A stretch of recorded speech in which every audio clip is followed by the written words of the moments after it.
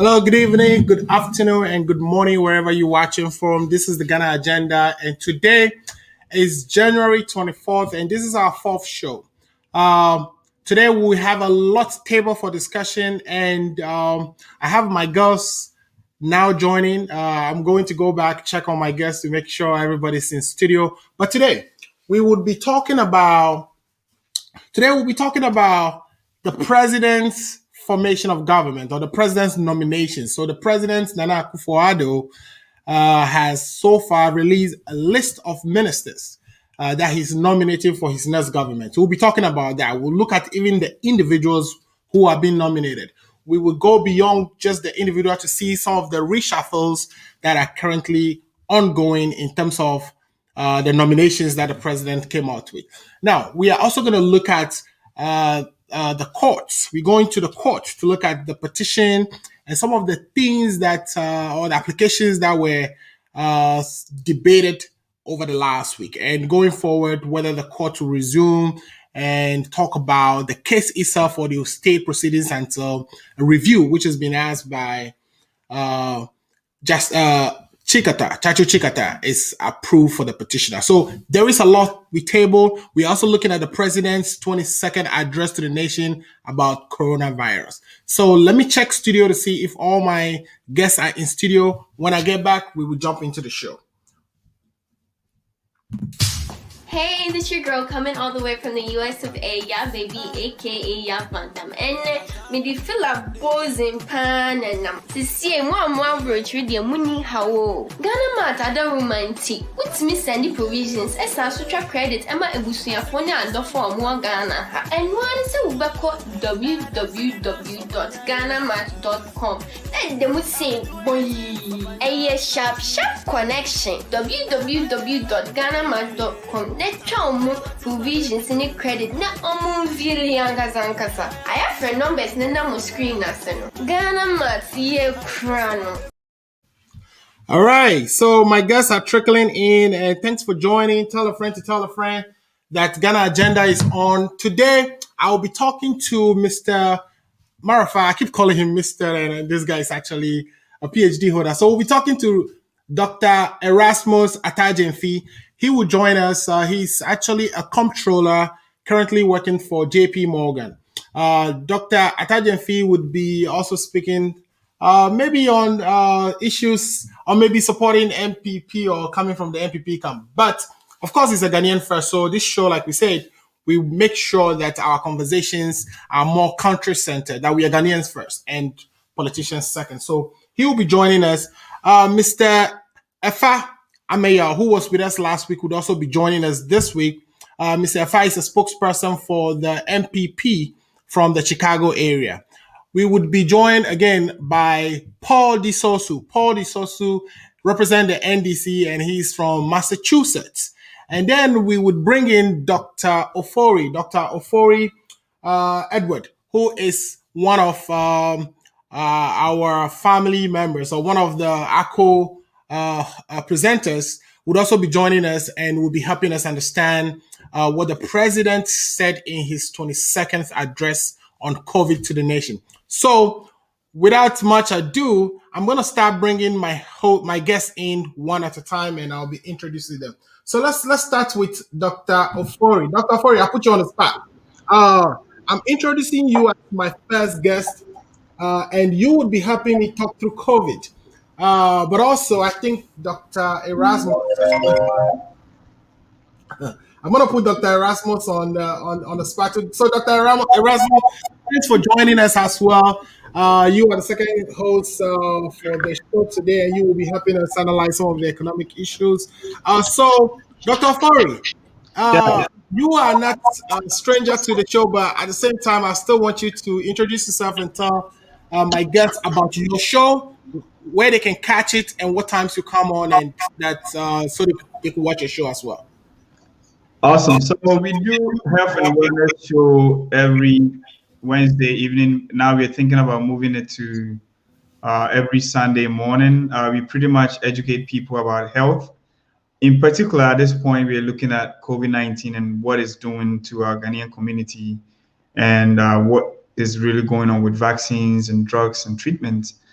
So yes, every Wednesday we do that show, which is health and wellness on Akko Radio station. So I want everybody to tune in during that time for all the information that they need about health.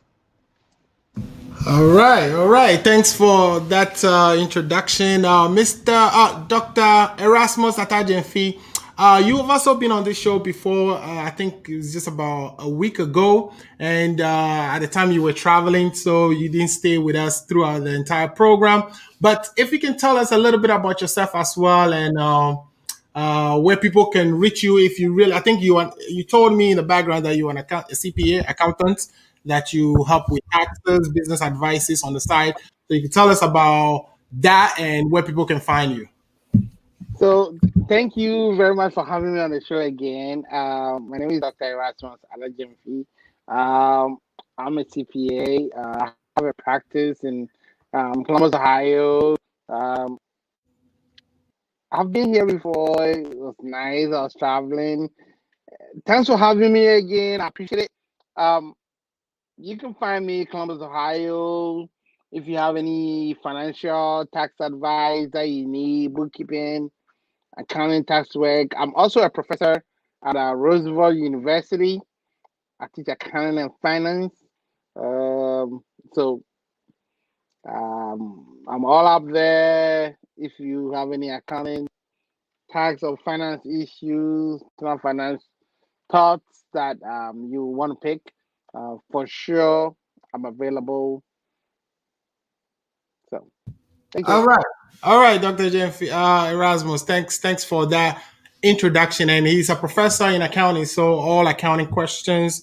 If you really need somebody to help you understand, he is the man to go to. Okay, so Dr. Ofori, we're gonna start because I know you may not stay with us throughout the entire program. Right. If you will, that would be great. But what I would do is let's take COVID first. I want to go to what the president said in his speech when he addressed the nation about the progress his government is making so far as COVID is concerned in Ghana. And then after that speech, we'll jump into the discussion so you can help us understand what the president is saying. Okay.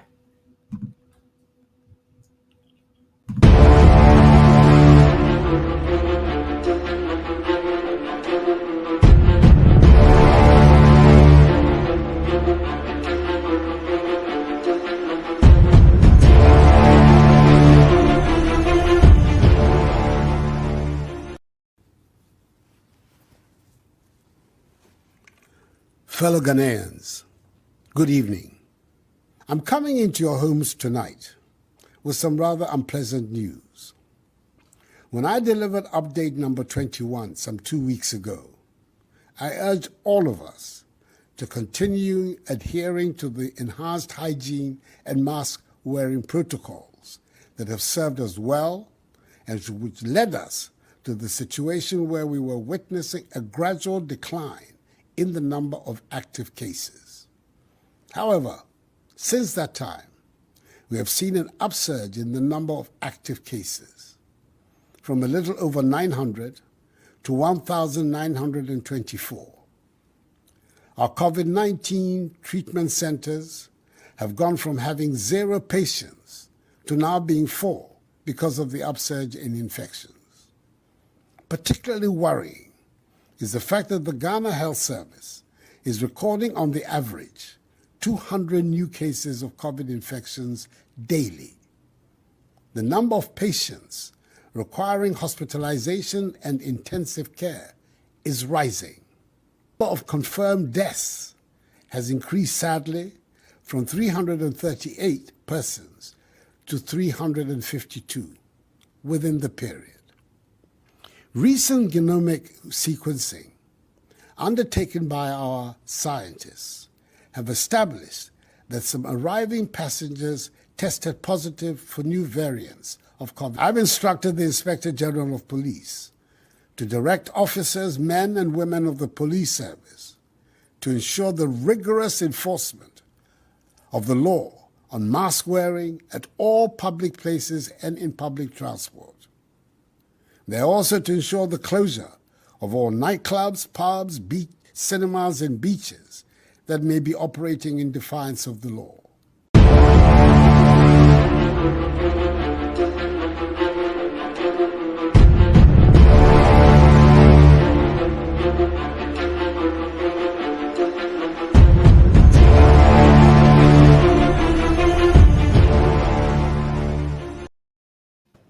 All right, welcome back to Ghana Agenda. My name is Alfredo Muzu, and we've just listened to the president provided his update and the fact that he's instructed the security services to enforce the laws we have on our books as far as putting a face shield or face mask is concerned.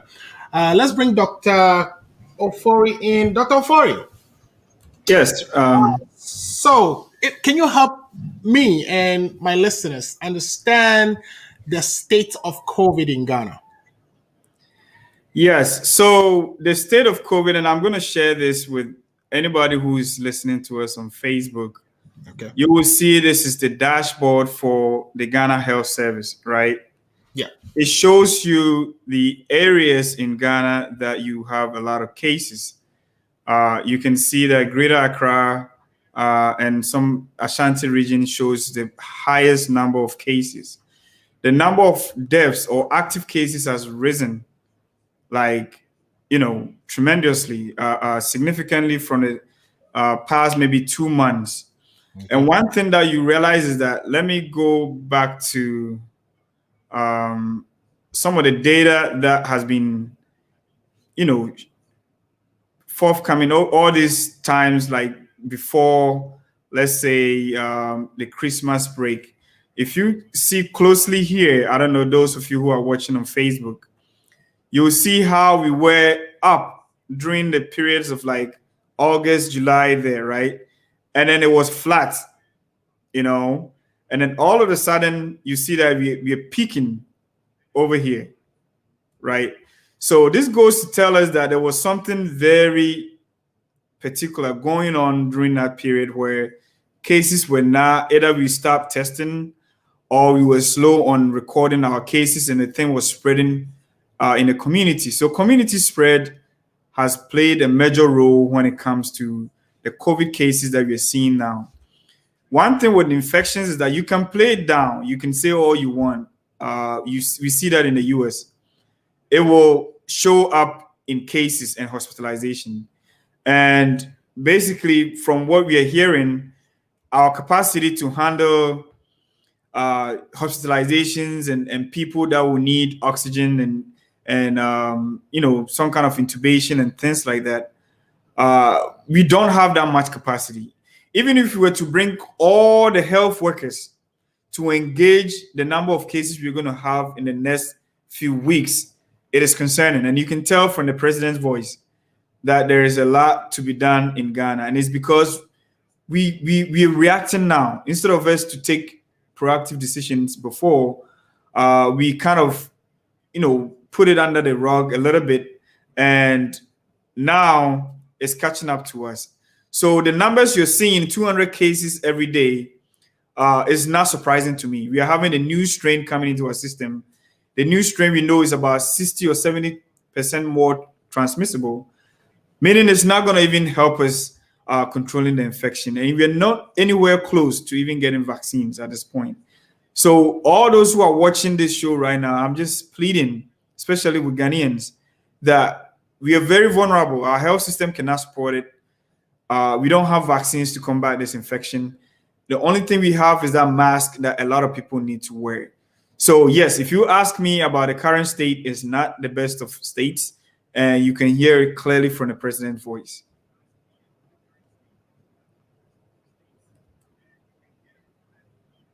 I think you're muted. Hey, yeah, I was saying I couldn't help but notice that when you were showing us the graph, you show a point where it sounded like we were stable. Yes. But are you saying that is intentional, and that is because, somehow we were not reporting the accurate data, or we were not testing, or we stopped testing? What is the cause of that stabilized period that you showed? Yeah, so it's multifactorial. There's so many factors that goes into that plateau that we saw. especially when it comes to death. One thing that we see in Ghana, and this is some kind of a trend, is that people are looking at the disease as a bimodal function. It's either you are alive or you're dead. Right. So because of that, people were not seeing the deaths. Even the numbers were low, right? Right. What people are explaining that, or some people think that is because of the average age of Ghanaians, and also the fact that there wasn't that much cases at that point. But when it was getting to election time, there was a lot of congregation. There was a lot of people coming together during Christmas. Right. The bars and the spots were open, and we know that whenever these things are done, we have exponential jump in number of cases. Right. And it so happens that now we're seeing more hospitalization, which is a trend we've seen across the world, even especially in the United States. Whenever there's a holiday, a public holiday, or anything like that, and people congregate, the next 2 weeks, you see an exponential increase in the number of COVID cases. So yes, we saw that dip in number of cases reported because number of testing, from what we're hearing, we didn't have a corresponding increase in number of testing, even though people were aggregating, including the Parliament House and all these other things that you guys are going to talk about on your political show. But it's just a clarion call that we are sending out there that, hey, it's real. COVID is real. Now people are, getting worried because prominent people are dying in Ghana from COVID. Right. And the numbers keep going up, and our hospitalization or numbers also going up. But our capability to handle this comes no close. If you start getting 1,000 cases a day, I think we are screwed. Right. Because now we have 200 cases a day, and our facilities are full. Right. So I understand what we are headed for, which is not looking good. But we need to be aware. There has to be more. I would say, like, not like publicizing, so that people will know about these things. Let the media take the mic from the politicians, and give it to the people that actually know what they're saying. And I think that will go a long way to help us in combating this. You mean let's do more education, let the media actually get involved. I want to bring everybody else in so they can opine on, or they can give their opinions on this topic. But I also want to go to the street and play a video from the market where the media actually went around and did some talking to the people, and there was something interesting here I wanted you to look at, and then we'll talk about it when we get to the other side. When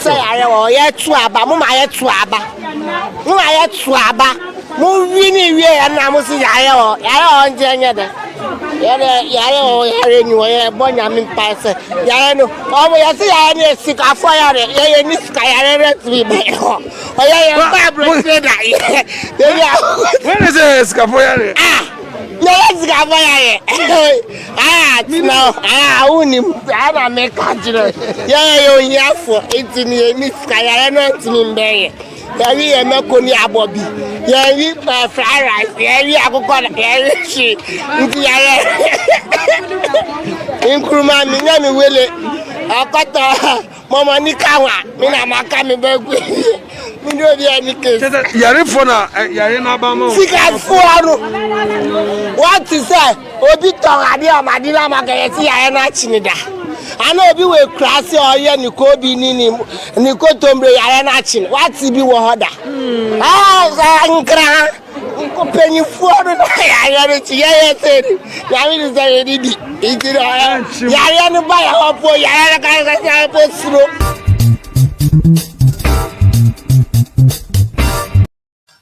Interesting. So here is where I don't get it. That people still think this disease is not for everybody. That is just for the rich people. From what we just listened to the lady said in Tree, do you get that as one of the reasons why we are not able to control, or we are finding now? Let me rephrase. Do you think this may be one of the reasons why we are seeing increases in the numbers because of the way the ordinary person is treating the disease, or the type of education that has gotten to the street level? I absolutely agree that the citizen has a responsibility when it comes to self, awareness about the disease. But we also have to increase the awareness by increasing media presence, right? Let people know that this is really happening. Let people who have recovered from the disease come out and be like advocates for the fact that the thing actually exists. Some of us who are in the Western world should tell our people back home that the disease is actually ravaging and taking a lot of lives in the United States and other countries such as the UK. So I think, yes, you're right. People think it doesn't exist, and the narrative is going to change when they see that people are actually dying. It's the same thing with HIV. When HIV hit Africa, people said it was the white man's disease, and that is not an African disease. Until we saw that people that we knew were actually got a disease, and the scene wasn't good, right? But we don't want that to happen because this is a respiratory infection. If it were to hit Africa and a lot of us contracted, we don't have a healthcare system that is going to take care of it.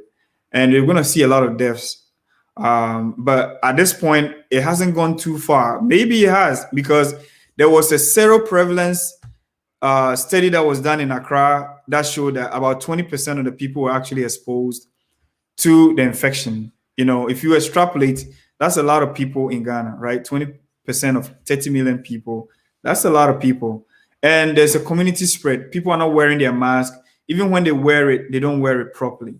So yes, education is key, but people listen to, you see, she brought something in there, which I really, I must acknowledge that she added God and religion, right? That they will pray that the disease, they don't get sick. So we implore our leaders, we implore our church leaders as well. We know how religion plays a major role in Ghana when it comes to how people believe in things. We implore them to tell the truth that it's actually a disease. It's not anything bad. It's not a white man's disease. It's not a rich. It's not only for the rich. The reason why it's a lot in Accra because Accra is populated, highly populated, and there's a lot of partying going on in these places, and I can assume that there's so much spread over there, right?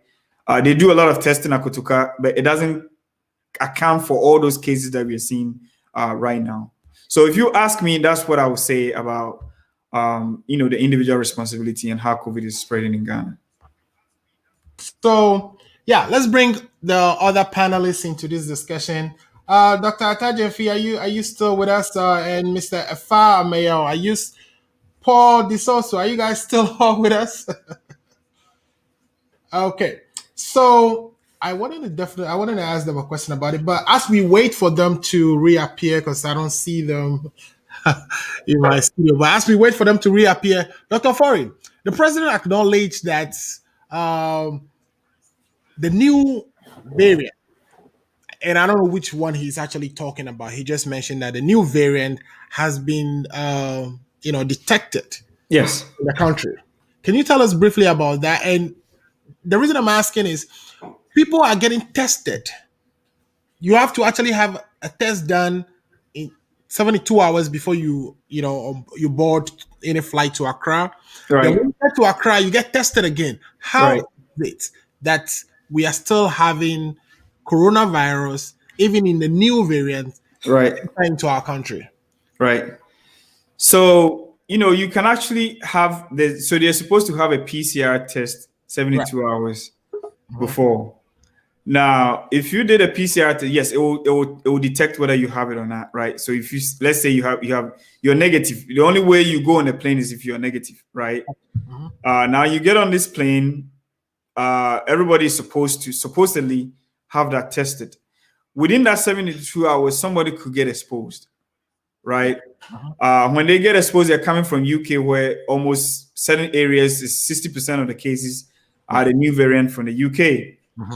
Within that 72 hours, they could potentially have that virus in them.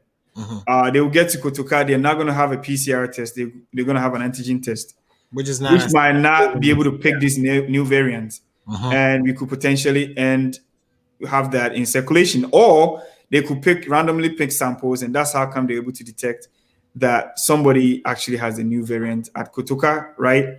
So it's possible. It can happen. It's not something that I wouldn't be surprised if we do have the new variant already in Ghana. Right. So what does it mean? It means that we need to ramp up our we don't have the vaccine, pretty much, right? We don't have the treatment. So what can we do? We need to help ramp up the education piece. Right. All efforts should be geared towards conscientizing people that, hey, the disease is actually there. I know they're putting the police and law enforcement on the streets, which is so ironic because they pull all these people and put all of them together in a bus. Right. And I just shake my head because you basically just defined the laws of social distancing. Right. So yes, it's possible to have that variant in Ghana, which spreads even more quicker, which means that we are up against a very tough opponent in this case. Okay, great. Okay, let me bring in Mr. Paul. Mr. Paul, you are on the NDC side, and I know the NDC also has a COVID team that they've assembled. Now, I haven't heard anything so far from the team. I think I'm getting some echo back. Mr. Paul, are you with us? Okay, if Mr. Paul is not ready, let's bring in Dr. Erasmus. Dr. Erasmus, what do you think about how the government is managing COVID? Because, what we are hearing is not encouraging at all. At one point, it almost appears as though everything is under control, just for us to turn around and now have the cases be, being on the increase. What is your assessment of the government's performance on COVID so far? I feel like we are not reporting the numbers accurately. Okay. I think the government is angry. The only problem is with the reporting. Now, healthcare statistics, public health statistics is not really a government issue. It's devoid of government. Like in the US, public health statistics cannot be influenced by government, but of course we're talking Ghana. So potentially, if they have any type of influence, then I will be shocked. But the government is really relying on the public health statistics as we speak. So the government is saying, this is what we're seeing from public health agencies, and this is what we are reporting. So potentially they are right, but personally, I feel like public health is not doing a great job. And you could also argue that government needs to resource public health to do their job accurately. It's all like, a snowballing effect to the point where you can say all you want to say, but government has to rely on public health to give them the numbers, and public health is giving government. So whatever government is saying is potentially what public health is reporting to, but especially in Ghana, and I feel like the numbers are not really adequate as to what they're supposed to be reported, or they're not reporting the correct numbers, and so we may not even know the extent of the spread, so to say. Let me bring in Effa. Effa, what is your assessment of how the government is reporting on COVID? We know that of course that the government is who appoints the Minister of Health. The entire healthcare system is funded through the ministry. How do you decouple the government's performance from the ministry?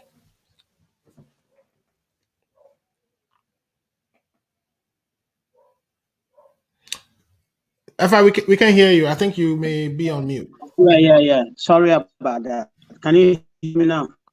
Yes, we can hear you now. Yeah, thank you very much for the opportunity to be on your show again. COVID is with us. When we done in this argument of the numbers are not the real numbers, we've been saying this since COVID hit. Why don't we deal with the numbers as has been given to us? Even that one, we have a challenge dealing with it. So if the numbers that are coming in are still scary, and we say government is not, there's a channel through which this reporting is done. it is not a case that, oh, today there is immediately the lab test is positive, then there is somebody, no, there is a chain, that it passes through. So maybe people at the hospital or people at the labs may be having the numbers, but it has to pass through a channel before government will officially report, or Ministry of Health would officially report. So that is the channel we have. Let's use it. If it is not good, let's improve upon it going forward. Now let's deal with the numbers that are coming in, because under reporting or what the numbers are scary. Right. We before the elections, all of us were in the know that we had brought COVID under control. Then all of a sudden, this is what we haven't, with new variant being, they're telling us that it's even more potent than. Now that whole assessment that we brought COVID under control during the election, do you think this is just done purposely to mislead? I mean, you are entitled to the politician has to go and around the country for the campaigns, but within that period, they acted as though COVID, has affected. I don't really think that it was then the Ministry of Health, the Ghana Medical Association and the Ministry of Health have been very vocal, and they were not ready to play with anything. It was because at that time we didn't have the numbers. Now, the numbers that we had before the elections, right? We shouldn't have slacked on whatever we were doing that we're bringing. That is where I would say we did something that we shouldn't, because if they were testing and they were not getting anything, and people were recovering and stuff like that, of course, and certain things will go down, like people that are going on contact tracing and stuff like that will go down. But then all of a sudden there's an upsurge. So I think we just let us deal with the upsurge, and knowing what our health system is, the fact that these new numbers that are coming up, they are, in fact, it calls for a greater concern. And I don't know what the advice will be as far as going forward is concerned. But in the meantime, what I would say, I mean, I think the doctors are also here. They can give us a better solution option. That there is still, if you listen to the video on what that woman said, it's not only her. There's a lot of people that believe in the fact that this is someone else's whatever. I don't have it. And for it is not only Ghana or Africa. Globally, some people still think that no, because they've not experienced it. So we have to do more as far as enforcement is concerned. I don't really subscribe to the current enforcement where they go arrest people and put them in a condition where even if they don't have it, they might end up having it. The way, it looks as if there's a panic button that has been pressed, and the police need to also observe social distancing when they arrest people. You go out there and arrest somebody that is not having a mask. It is not only the issue of the mask. The issue is social distancing, where you put these people, the likelihood of them not getting it. So that is a very important aspect of the way we're handling it that we need to. I think so. Let me bring in Disosu as well, so that he could also make his point on COVID. But then, of course, we want to transition quickly to our main topics for the day. Mr. Disosu, I know you are NDC and you are going to say that the government is at fault. You are going to throw everything at them. But your party, during this election period, also went about as though COVID did not exist. So it's not only that the government did not do what the government needed to do, but even the opposition, who, of course, was contesting to lead us, didn't act responsibly during this time. What would you say to them? Thank you very much, Alfred. Can you hear me? Yes, I can hear you perfectly.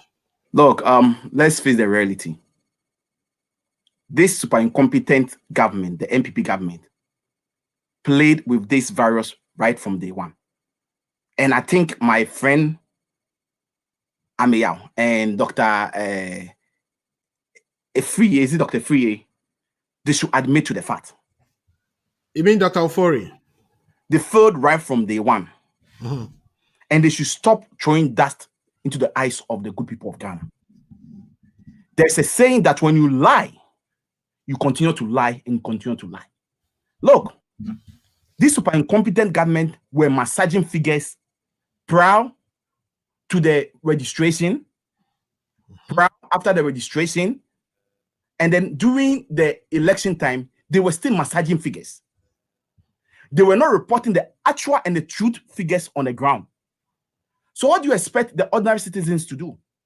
If the president comes to sit on a national television telling us that we are on top of the issues are under control, what do you expect those people down there to do? Are they now crying? I don't want to play politics with this, but let's face the reality. This super incompetent government lied. They were not giving Ghanaians the true figures. And I still even believe that as we speak, the figures that they are putting out there, they are not the true figures. They are hiding some of the figures. Now, let's move on. They should admit that they failed in the fight of COVID. COVID does not know an NDC member, either does it know an MPP member. If this virus gets you, our health system is not in a good shape that we're able to contain people. As we speak, we have about 150 ICU beds in the whole country. Now, we are having over 200 cases in a day. Okay. People are struggling even to get a place to admit patients who have this virus. The MPP government should sit up. They should stop playing politics, propaganda, and mischief with this dangerous disease. And let's face the reality. Let's speak truth to the good people of Ghana. Let them know that, look, the disease has gotten out of hand. But Mr. Paul, during the campaign, your party had the opportunity to speak truth to the people of Ghana, but they didn't do that. You went about your campaign as though COVID didn't exist. Alfred, I'm going to come there. Well, I want you to... I'm going to come there. I'm going to address that. Okay. Look, the steering affair of the country is in the hands of the MPP government and Nana Addo Akufo-Addo. They should have set good example. If Nana Addo had stated or put a law that there should not be any campaigns whatsoever, including himself, he will not go around to have any campaign. Do you think the opposition will not abide by the rules and regulations that he will put there? He did this because of his personal gain and his selfish gain. Still want to hold on to power. That is why he pretend as if nothing's happened. He came to lie to the good people of Ghana, telling us that the numbers have gone down. So people should be, people can go about doing anything. Look, let me tell you one thing I observed. When I was in Ghana, okay? Anytime I go out, I use my mask.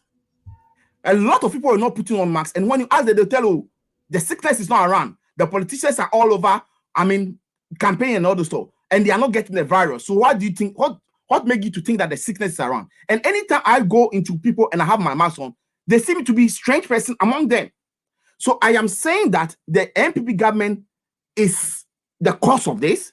They didn't handle this thing right from day one. They didn't handle it well. They were playing propaganda with this dangerous disease because of their interest in election. And now the disease has gone out of hand. We expect the president to come out. The president is helpless. He should come out and then call the opposition. Let's get all the best brains we have in the country. Let them sit down on the table. Let's look at the way we can find a solution to this disease. Because I will not be happy to see it, overwhelming the good people of Ghana, just like it's happening in this country. So the people should admit the fact that they failed. They lied to the good people of Ghana. They should stop the mischief, the propaganda, and then we can move forward.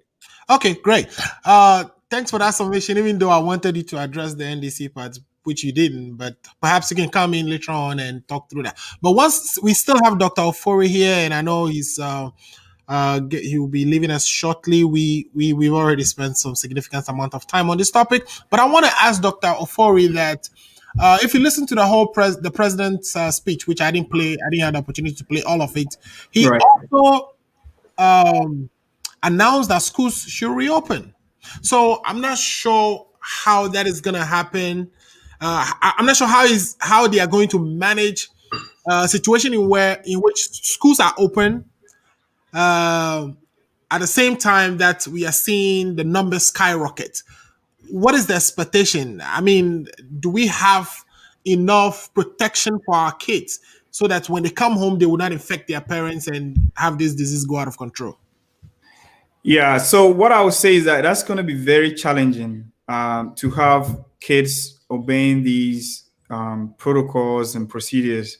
What will happen is that the kids will go to school and they will catch the virus and bring it to their elderly parents, who will eventually have severe case and might be hospitalized. So usually opening up an economy or opening up a place is informed by data. All the panelists here admit that the data, one way or the other, was either underrepresented or some kind of wasn't reported at a timely manner. Right. And that is why we find ourselves in this predicament at this point. So based on these things I've stated, it makes no sense that we might want to open schools at this point because our numbers are actually going up. Right. Maybe at the time that we were convinced that Ghana was doing very well nationally, recognized internationally, that was a time to have open school for students that wasn't an issue, but we didn't do that. So now we are having an uptick. Right. As you can see in the data that I showed from even Ghana Health Services website, we are having actually an uptick in numbers. Right. So it becomes very challenging. I think probably we might head towards another point where we're going to have so many deaths that we will start thinking about even shutting down certain parts of the country in order to have the effect that we want to see. So yes, we've gone in the wrong direction when it comes to testing and managing this COVID, no doubt about it. I am apolitical. I'm not going for NDC or MPP because, like you said, the virus doesn't know whether you're NDC or you're MPP, and it doesn't care. It actually is killing everyone. So in a way, let's depoliticize it and look at things that will actually work logistically, because Ghana economy, you can't shut it down. I know for sure. Right. We tried that before, it didn't work out. So we might have to handle it by increasing education, awareness on our TV stations, programs like this, programs like what we have at Akko Radio, to tell people more about what is really going on there. Let the health workers, the doctors come out and talk. In the US, when it was politicized, you see, we are still leading the number of deaths because this is not a political issue. It's a public health issue. Right. And we should handle it as such. Okay. There is a comment I wanted to read for you and see if you can help us answer that comment before we let you go. But if you still want to hang around, Dr. Ofori, hang around and participate in our discussion. Yeah, I'll be listening and I have to go somewhere, but I'll be listening in. Okay, great. So let's take this comment from Mr. Thomas Asena. Mr. Thomas is saying, hi, Mr. Muzu and your team for your regular education to us. My friend went to Ghana last week and he was quarantined for a week. Though he tested negative upon arrival at Kotoka, is Ghana back to mandatory quarantine? If not, why was he quarantined? Would you know why he may have been quarantined? I have no idea why he would be quarantined, because he had, before he even board the plane to go to Ghana, right. You're supposed to have the PCR test, right? Yeah. There's been, some few instances where people are forging or, kind of doctoring some reports, but majority of people will have to present a PCR test before you actually board the plane. So if he's negative and you go there, they take, maybe there's some random sampling that you're doing to see if they can pick, the new variants and things like that, because you have to actually sequence the genome of whatever, or the sample that you detect. If it's negative, there's no way you have to be quarantined in that sense. So I don't know the reason, honestly. Okay, great. Steve wants me to say, great intro, Dr. Ofori. Steve, thanks for watching us. Steve is one of our hosts. He and I host a show on Mondays called Steve and Alfred Show. Very interesting. We focus on issues affecting the minority community, Black community, African American community, Africans in the United States. So that's a really great show. It starts at 6 p.m. Central Standard Time. So if you are Available to watch on Monday. That is the show to watch. Steve also says, great show. Okay, thanks, Steve, for watching. I'm going to take a break, and when we come back, we will talk about the nominations that the president has circulated for Parliament to vet. Dr. Ofori, I wanted to take the opportunity to say a big thank you. I know you're going to hang around and watch us, but we are grateful for you stopping by today to educate us and to always assist us anytime we need you. Thanks for coming, Dr. Ofori. If you have some last words you want to leave for my viewers before. I think, yes, I do have some last words. I will say that the disease is real. If you don't believe it, some people are dying from it. Actually, US, a lot of people are dying. So make sure that you wear your mask, because it actually guarantees it's even better than the vaccine because it's a guarantee that is shown that it actually prevents the spread of the virus. But Ghana, things are a little bit, even in the US, it's kind of hard to enforce these rules. So I can imagine how hard it would be. So we got to work 1,000 times harder in educating people and letting them know that the disease actually exists. So thank you, and to all your viewers. Thank you so much for coming and helping with that education, and we will bring you back again anytime we have to discuss this topic. Thanks for joining us.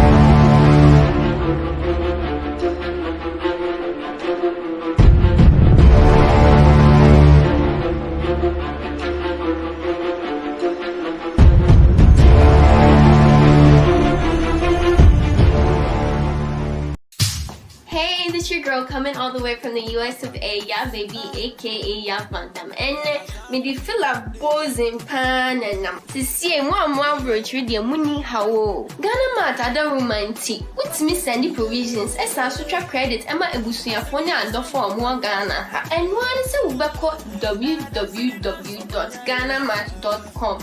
And then we say, boy, a sharp connection. www.ghanamat.com. Let's provisions in credit na really ankasa. I have friend numbers na screen na Ghana Mat ye krano.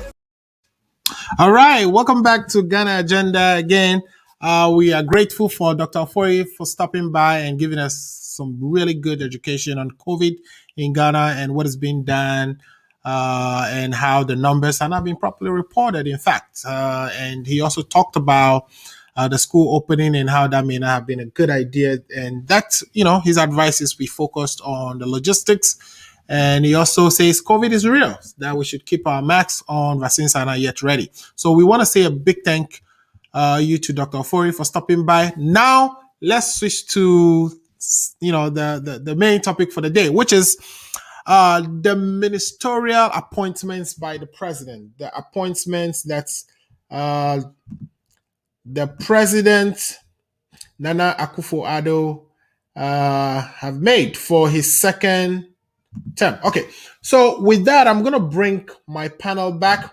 I have Paul Disosu, who is a communication consultant. He's a communication expert. He'll be helping us with that. When I say communication, it means information technology and communication analyst. He's out of Massachusetts. He's as General Secretary of the MPP chapter in Massachusetts. I may get that wrong, but he would explain to us what that position is when he get opportunity to. I also happen to have with me the spokesperson for the MPP in the Chicago chapter of MPP, and he's also the Deputy Communication Director of the party in the United States here. He is no other than Mr. Efa Amayao. He was with us last week, and you can assess him by how eloquent and commanding he is on the issues. I'm happy to have him here again. We also have Dr. Erasmus Atajenfi, a comptroller who works with JP Morgan, also with us today. And he will also be helping us understand some of the capabilities, abilities, achievements, and experiences of some of these parliamentarians that have been forwarded for vetting for positions in Akufo-Addo's next government. So, let me start by saying in 2016, the president Nana Akufo-Addo nominated 110 ministers That number was revised in 2019 to 126. The previous government, which was the government of John Dramani Mahama, had 88 ministers. And Addo initially nominated 110. Then, after creating the 6 regions, OT, Bono, and you know the rest, he increased that number to 126 ministers. As of today, we've been told that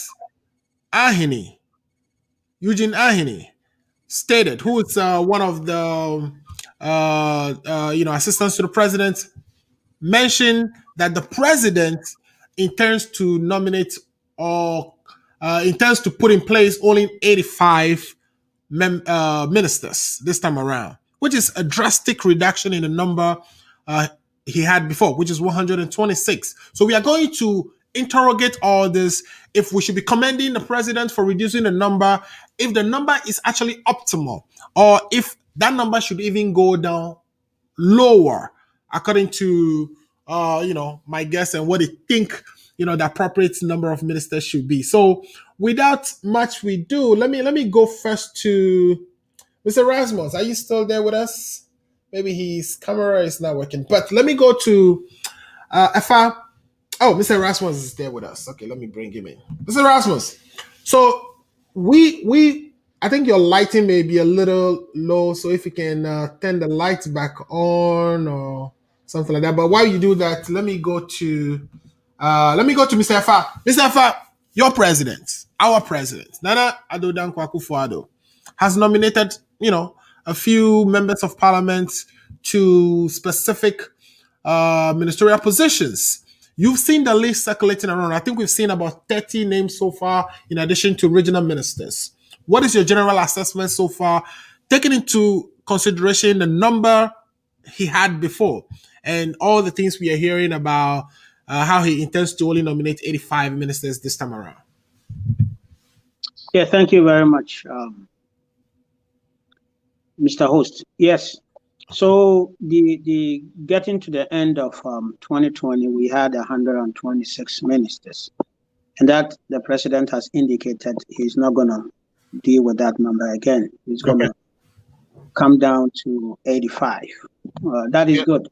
Now, government is by the people for the people, and so what that means is that we have to listen, and you have to do as the people wish, taking into consideration competence, delivery, and efficiency. So are you saying he's reducing the number because the people wanted a lower number of ministers? So that is one reason. The second reason is that most of these ministerial positions were created to do specific stuff, and having gone through the 4 years and having put certain things in place, it can't continue without them. So there's the need. And like what? Like what? Give us some example of what specific ministries were created to do specific things, and where are we with those specific things? Are we done with them to where we need to no longer continue with those ministries? Is that what what specific ones are you referring to? So we created the ministry to come up with the regions. Right. Yes. The president also realized that at this point going forward, we can do without aviation. The president has realized that at this point going forward, we've done a lot in terms of Zongo development, so we can do without Zongo development.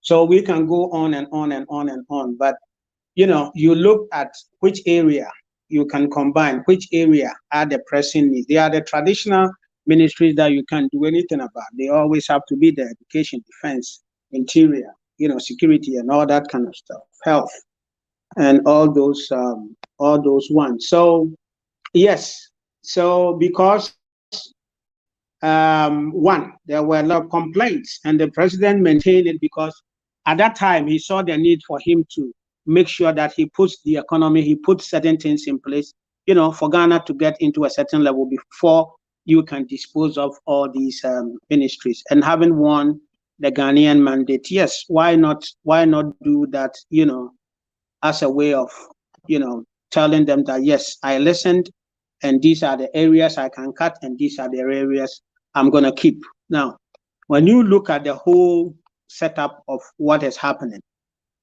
a lot were said in the last administration. And, you have to combine all into one piece and ask yourself that as a government, you have the mandate of the people. So what is it that you have to do, And again, as I say, not compromising efficiency, not compromising delivery. What is it that I can do to make sure that, government runs and everything is up in place and all that?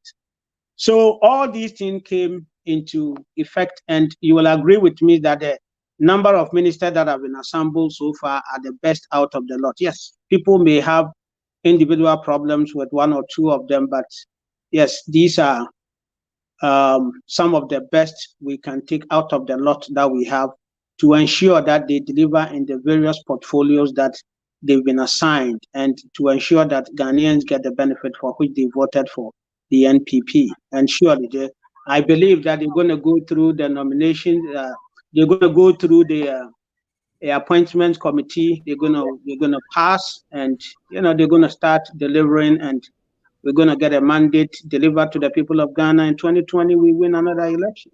I see Mr. Paul laughing at, smiling this whole time. Mr. Paul, why are you smiling? Why, Epa is making his presentation? Is there something you were disagreeing with that, you want to share with us?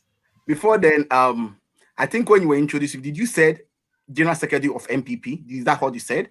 I gave you. Yes, I heard that.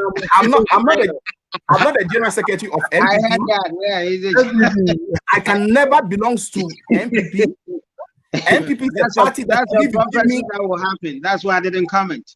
MPP is sorry about that. MPP is a party that when you give to me, if you give me $10 million, I will never join the MPP. Okay, that's the point is made. They're the most useless party ever. No, don't say that. Ghana. So let me put that to record straight. I'm the secretary. I can have a general secretary. We have only one general secretary in the NDC, and I'm the secretary for Massachusetts, state of Massachusetts. So my boss, Steve there, I think is on the line watching me, and I say hi to Steve there and the whole entire members in the US. I was laughing because my friend Amir knows very well that what he was saying, he was just throwing dust into the ears and into the eyes of your listeners this evening. Okay. I heard him talking about competence. I heard him talking about delivery. I heard him using phrases to describe the reason why the government listening to the president listening to the current listen to Ghanaians to reduce the number down to 85. I don't know whether even he's going to meet the 85. But let's set the record straight. The last administration, which is made up of the seventh administration of the Fourth Republic, okay, is the most useless, the most productive, the most useless, the most unproductive, and the most, aimless administration ever in the history of the Fourth Republic. Why am I saying so? The president appointed 126 ministers of state. When Ghanaians were talking about it, he told Ghanaians that there was a lot of work to be done. That is why he appointed a number of people. But if you and I will be truthful to ourselves this evening, if you and I will be truthful to ourselves this evening, you will understand that this is the most useless government performances we've ever seen. When you look at the growth rate as compared to the amount of money that this government received within the last 4 years, and you look at the developmental project, you could see that the most useless government we've ever seen. Alfred, let me give you a simple calculation. We have over 126 ministers of state, including deputy ministers. Let's assume the basic salary, including their housing, their security, everything is 18,000 per minister. When you multiply it by at least 40 that we're calling him to take off, you get 720,000 Ghana cedi a month. When you multiply it by a year, 12 months, you get 8.640 million Ghana cedi a year. And when you multiply by 4 years, it's 34,560,000 cedis. All those monies were being paid to these people without no work done. Right. You cannot see. What is it that my good friend Ameya can tell me that they've done, that they can boast their chest and say that they've done something for the good people of Ghana that they are proud of? So Ameya, I was saying that certain ministries were, created for specific things. He mentioned the one for region creation or whatever they call it, right? Where, once the regions were created, the 6 regions were created, that ministry was no longer needed. So it has to be done without. So does he have a point in there from what, do you think he has a point in there? He has no point. It was Muchendi government that they formed. Look, the regional integration ministry that they formed, that ministry could have been, whatever the task that they did, create the new region, the local government ministry should have done that job. Yes. Okay. You understand me?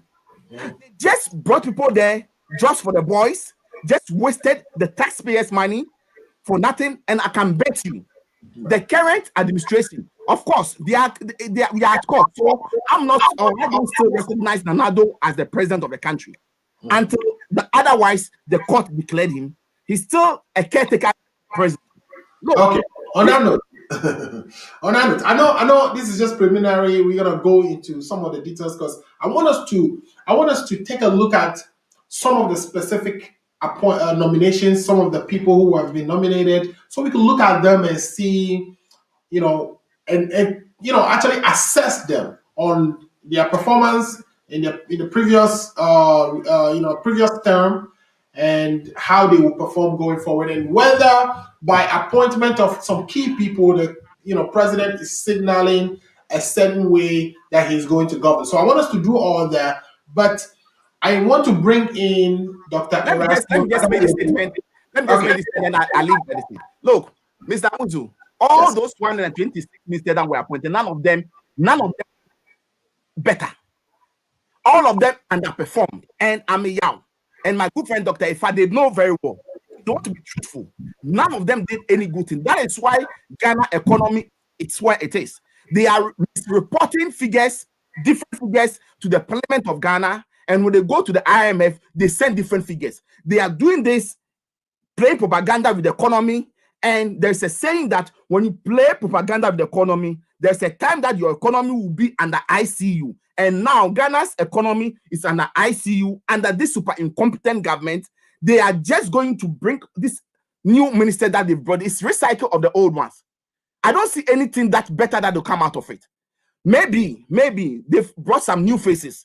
I cannot assess those people, but most of the people that have been appointed, they were part of the former administration. I don't know what they did. If I can put them, he should give me a name. I will tell them the things that they did that I don't expect them to be appointed as ministers of state. So we're going to look at some of them. We wouldn't look at all 30, but we are looking at some of the individual ministers that have been, names that have been put out. To what he said? Yeah, you will have the opportunity to, but I want to bring in our other panelists so that we can get the conversation going. But so, Mr. Abisu, you are not being fair to me. You have 2 MPP guys, and I'm alone here with them. You are not being fair to me. Don't worry, I'll give you time to respond to each of them when. There are 2 MPP guys here. Yeah, well, I don't know. Guys. Actually, Erasmus is here in his own capacity. He's not here representing the party. I had a program with Mr. Ifa, Dr. Ifa, who spoke for the MPP. He is an MPP member and he's a part of the MPP. So he is speaking for the MPP. So let's set the record straight. No. I'm saying that Mr. Efa Ameya, he is the MPP spokesperson, but exactly. Dr. Erasmus Atajemfi, even though he associates with the MPP, he's not representing. He's not on the show. Because he's going to be biased. He's going to be biased over here. He's going to but I can manage the two of them. They are not. I can manage the two of them. I'm okay with the two of them. Okay, no problem. So let's go to. Okay, why they complain? It's Sembeni. Let's go to Dr. Jemfi. Dr. Jemfi, the president, did not listen when we complained about 126 ministers for the last 4 years. All of a sudden, even though he hasn't come out to officially make any comment about the number of ministers he'll be appointing, there are, communications out there from his government, people from his government, well-known people from his government, indicating that he would be putting forward 85 names for consideration this time around. Do you think the president is doing this because he's listened? Do you think he's doing it because some of the 126 ministries that he had before are no longer needed because they've accomplished the purpose for which they were established? Or do you think he's doing this because, of course, the Ghanaians have sent a clear message in the past election that he's understood, and that's why he's only bringing 85? So I'd say my straight up answer would be that he's listened, and we all complained. We were actually disappointed. I mean, even we as MPP people, I'm sure in fact is going to kind of concur with me. And that's no, if you can put a little macho in the voice so that we can hear you. Okay, I'm just so I'm sure my straight answer is he's listening, and we were hoping during the 4-year term that he would actually make some adjustments to bring the numbers down, but obviously the president had an agenda. He's kind of fulfilled that agenda, and he decided to move on from the agenda and to greater things. And the great things to me that he feels like we've actually achieved the things we wanted with aviation. As you are well aware, we are looking for a strategic partner, if not already found, for Ghana Airways to have a national airline. That was the whole purpose of the aviation ministry. We were looking for the Zongo community. We didn't need a ministry for it, but we wanted things done fast. And in Ghana, the way the structure is set up, you need a ministry to really get things done fast. The president actually moved forward to get a ministry set up to get things done. He's actually done that. He doesn't need that anymore. We've gotten to a good point with the Zongo community. We are doing a lot more affordable housing, which is the next step. And for sure, we'll do certain things that would really propagate and really extend the effort that we made in that community. Things like other things that not off the top of my head. Other things that we really wanted to do, we've really done it. We don't need a ministry for that. I mean, we want to really move forward as a nation. The president wants to move forward to greater and bigger things. And so everything that he's done, he's the biggest thing to a layman. Everybody really knew that for regional ministers, we don't need deputies, but the president followed the tradition and appointed deputies. Now he's realistic. Everybody who just kind of did a straightforward analysis will realize that we don't need that. Okay, the president is really listening to us, the intellectuals, the populace, everybody. He's really cut down on the number of ministers that we're supposed to have. We should really applaud the president for doing this. Okay, it's really difficult to come into government not knowing what you have, given the mess that Muhammad and his cohorts left us. The mess that he left us. So he came in with a big government to try to solve the problems. He solved the problem. Now, in his last 4 years, he wants to move forward bigger and bigger and bigger things. He's listening to the populace, and we are moving forward. We should applaud the president and his team. All right. So you heard it from Mr. Atajenfi Paul. Dr. Atajenfi wants us to applaud the president because, the NDC left him a mess. He came, he fixed it. He's now getting ready to move on to bigger and better things. And that That's should not true. applaud him That's not true. for doing the regional. Of course, the regional integration is done. Zongo development. He think we are satisfied with where we are. That it will make sense for us to move on without that ministry. I would ask a question to Atajenfi, but before then, the question I wanted to really ask him is: the minister of Zongo community swore emphatically that that ministry can never be done away with by any other government. But as we've seen, that ministry is gone. So would you say that the president has done well, that we should actually clap for him, or we should actually be applauding him, and that he's moving on to bigger and better things? Wouldn't you accept that as a fact? I'm asking you, Mr. Paul Isosu. Okay. So, I mean, it's a lie and misinformation. And Paul, if you can keep this in about 1.5 minutes, so we can. Sure. It's a lie. It's misinformation. It's distortion of figures for Mr. Erasmus Atta Defi to be telling us that the NDC government left a mess behind. It is not true. Let's clear that fact. Number two, he gave an example that because they came to meet a mess, so that's why they created that number of ministries, and that they don't think there's a need for all these ministries again. And that is a probable lie. I will talk about the two ministries he spoke about: aviation ministry and the Zongo ministry. Can the two of them on this line tell me what the super incompetent Nanado government achieved under the aviation ministry? What have they been able to do under the aviation ministry? All they did was that they've mortgaged the airport company, okay, and given it to the private company, which they have their share in it. That's what they've done in that sector. And if the two of them think it is an achievement, then that's up to them. The Zongo ministry, they should mention one developmental project that has been done in the Zongo ministry. None. They promised they were going to make Nima to become Valijo. They are going to build estate in Nima. Look at the mess still in Nima. You see, this NPP government, when they ask you to look up, look down, they are a bunch of liars. They always lie to the good people of Ghana. They claim they have the men. And they brought 126 ministers of state. They just brought those people to spend and waste the taxpayers' money. I still insist that they were underperforming. They were the most useless government ever in the Fourth Republic. When it comes to developmental projects, they've borrowed over 136 billion Ghana cedi, and we don't know how they've used the money for.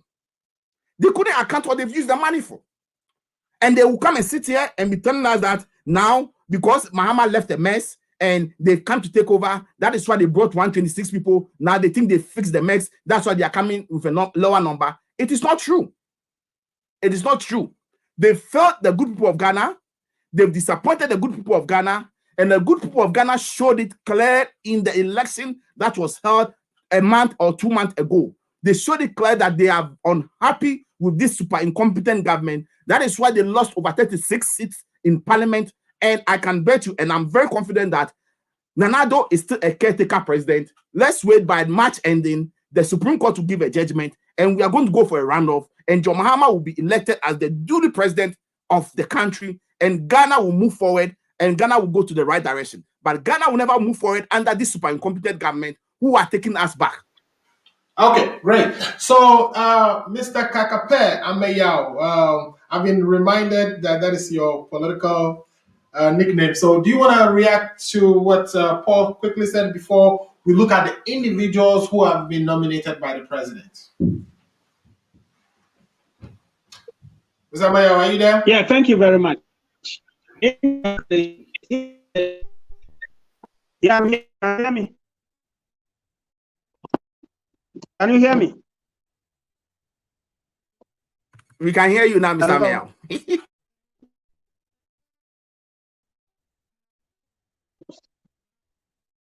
Very good.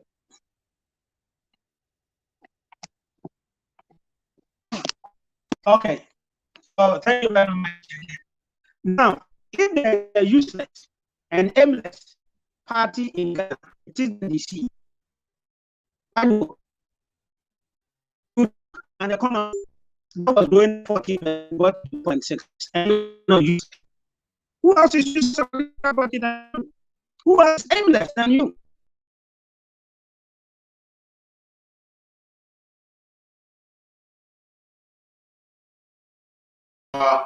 Yeah, I think we lost him because his signal may not be right. So we'll get him back for him to finish what he's saying.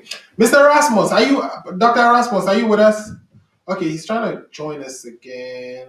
Okay, Mr. Erasmus, Dr. Erasmus, yeah, if you can give a quick rebuttal to what you heard from Mr. Paul, and then we go to the specific ministers that have been names that have been tossed out there for evaluation. So my I think Paul gets a little hysterical when his analysis. I would tell you we inherited a very big mess from the NDC. We fixed it to a great case point. We had a whole banking sector that was not operational. And we came in, we solved the problems, and I know we stepped on a few toes, but we solved the problems that needed to be solved. And the banking sector is actually more vibrant. I know the monetary policy meeting of the Bank of Ghana was very, very laudable of the progress that we've made, given the banking sector efforts. These are some of the things that the average person probably would not see, but if you are looking at a holistic, if you're engaging in a holistic effort, you would realize that the country has come a long way since we took over from the Mahama administration. We come very far. They left us a mess. We fixed it. Now, like I say, and this is going to be my mantra going forward, we are engaging in bigger and better things. We are not great. worried about the little court case, the frivolous argument about a lost election. This is a Trumpist idea of calling into question something that you've legitimately lost. Okay, so thanks for that, Mr. Kakape. Your audio is on mute. You might want to take that off. But can you also quickly, in 1 minute, respond to what Paul said, and or maybe also add to what Dr. Erasmus just said? Yeah, thank you. So I was telling Paul that if there's a useless political party, aimless political party in Ghana, that is the NDC. They took us through Doomso. Well, I guess we should try hard to avoid the name calling, right? Then we are using a lot of useless. I'm not going to sit here. No. Yeah. He used aimless and useless several times. So yeah, I'm saying see, that is what I always say. Yeah. I mean, I can make my submission and tell them how useless and aimless they are, because we see at the end of it, what we are looking for, I talk them the thematic areas. We have COVID. What is the recommendation that's coming from the NDC? An alternative. You have the government bringing an alternative. That makes you useless. All you know is just to criticize. So that is what I say. Now, in the government that came to took us to foreigners left, and you have another one that came informing the West environment in West Africa. You call that useless? No, you are the useless. You are the aimless. If you have a government that was in power, that was telling unemployed that I am not I am not a magician to Okay, I think we lost his audio one more time. Yeah, so what I would do now is let me take a quick. Okay, he's coming back, but let me take a quick break, and then when we come back from the break, I'm gonna read some of the messages that we are receiving, and then I know Afai is gonna finish what he's saying. Afai, your radio, your sound seems to be in and out, but after the break, we'll come back, read messages, you finish what you were saying, and then we would bring out the individual nominees and discuss them. So, without saying another word.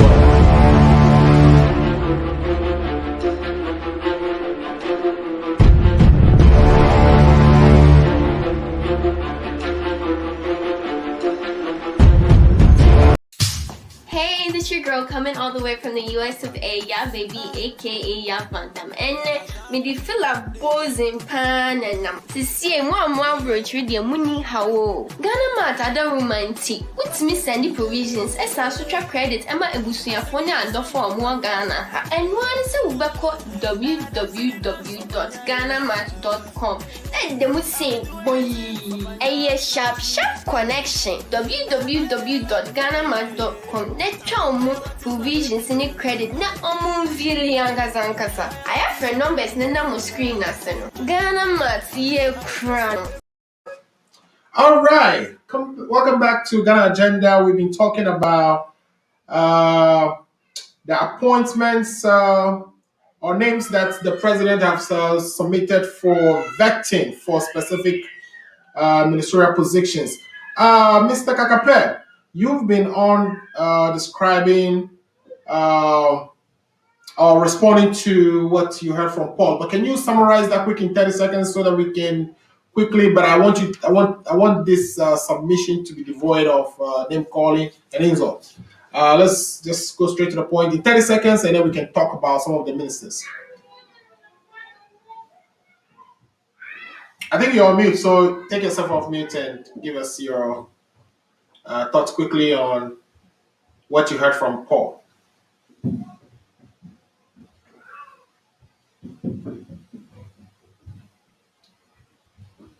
Mr. Afa, can you hear me? Okay. All right. Yeah, Mr. Afa, can you hear me? If you can hear me, go ahead.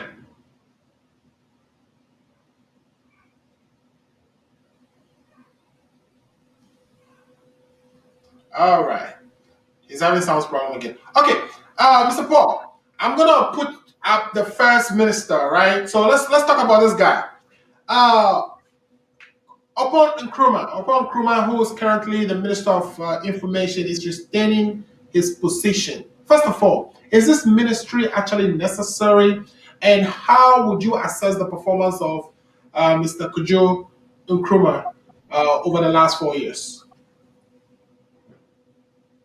Thank you, Alfred. Yeah.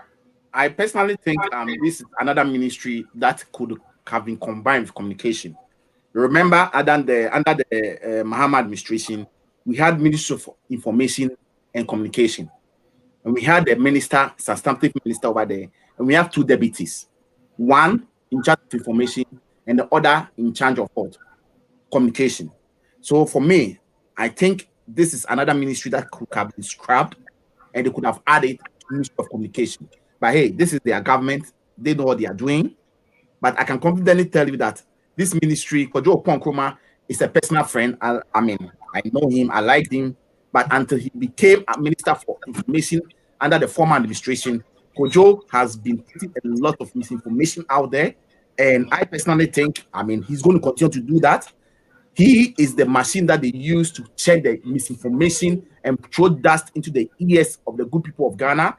And that is going to continue because Kojo, don't forget, Kojo is a journalist. He's a fine journalist, but he found himself in a situation whereby he cannot do anything than to lie, to try to paint the government to look nice in the eyes of the good people of Ghana. Most of the information he puts out there are lies. By trying to dress them, put cosmetics on them for them to look good in the ears of the good people of Ghana. So Kojo over there, it's unfortunate that, I mean, he has still been renominated, but I mean, there is something that we say. I personally, where I sit, I think Kojo Oppong have a better future when it comes to politics, but he is destroying his political career because we are in the world of global village. All the things we say today, the things we are doing today, the lies that you say, the misinformation that you put out there, there are videos over there that will be played to you when you want to, maybe in some years to come. And I think it's a good presidential material in the NPP, but it seems that, so to me, they are trying to destroy him. That is why they give him a position whereby he's going to continue to misinform people, and all those misinformation, when the truth and the real data come out, Kojo will be put into a situation whereby when the time comes for him to sign, he will be nailed over there. Okay, so we have a few of them we have to go through. So tell me quickly what you said that ministry now is one of the ones that perhaps should be done away with. Yeah, they could have combined it with communication. So could with communication, communication and information. That's what we did. We combined communication and information, and we have two deputies. One of the deputies was for communication, and the other was for information. So but it is their prerogative. It is their right. They know what they are doing. But I can tell you that this is a failed government. They are going to fail again. Kojo Oppong has failed in the previous administration, and he's still going to fail because this government is not going to tell the truth. They will continue to lie to the good people of Ghana. But make no mistake, by the end of the court case, if the truth come out and there's re-election and Mahama come on, you will see the rot and you see the misinformation that he has put out there. Everything will come up to the light. Okay, great. Let me take this message quickly and then put the same question back to Mr. Kakape and Dr. Erasmus Atajenfi. So, Steve again says, Steve Dye says, great presentation, Sir Paul. So, Steve is edging you on, Paul, and I think you and Steve know each other. Steve also says, Kakape is being overmatched. To Kakape, they say you have been overmatched, so maybe we need to call reinforcement. Okay. The next comment here is coming from Ras Akolache. Mr. Ras Akolache says, panelists, please stick to the issue and stop the needless name calling. It is beneath you and waste of our precious time. Please, that is just summarizing what I was thinking as well. So thanks for sending us that message. So please, panelists, if we can, let's just concentrate on the issues at hand. And then the last comment before you come in, Mr. Kakape. The last comment comes from Thomas Asena. Thomas says, at Asantewa, I agree with you that we shouldn't blame a political party for holding rallies during the heat of COVID-19, but we can at least blame the government. If we had a government, measures could have, it says if we had a government, measures could have to be put in, no political party to go out to campaign, but here we are, where Akufo-Addo was out campaigning for votes. Ghana needs a government. Okay, so let's come to you, Mr. Efa. You were saying something. I still want to hear that, finish that, but also at the same time, give us an assessment of Kojo Oppong very quickly, so we can move on to the next person. Yeah, there seems to be some. I don't know what's going on with it. That's why. I agree with the comments of everybody. Now, when we go to studios to do presentations, you don't use certain words on me and expect me to just sit down and go back. I say if certain words are not allowed, don't use it. And I am not gonna sit here and are they using useless and aimless and liars and stuff like that? Yeah, so, I agree. So the social should do the honor of using those words, because I use those words. I'm not going to use different words.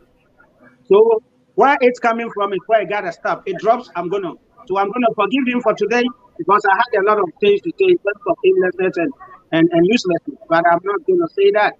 Next time when I come and you use the boat, don't blame me when I start punching over there. So that is that. Now, so I was trying to say that, you see, we have done a lot in terms of doing so, in terms of employment, the debt that we inherit in various sectors of the economy. And that is a fact. You can disagree with it, the economic growth and all that kind of stuff. So you can disagree with it or not. And I also wanted to lay emphasis on the fact that they're talking about they don't recognize Nana and stuff like that. We are nominating our ministers. NDC people will be part of those who are going to approve or disapprove some of them and stuff like that. So I don't know sometimes some of these things, what they mean by that. Now, going into the specifics of the ministers, Kwadwo was one of the most competent ministers we had. You know, he was elevated from a deputy minister to a minister, and he excelled. He did great. If you say he said something that was contrary to bring the specifics so that we deal with it. Because I can give you specifics if I mention NDC. For instance, Mahan.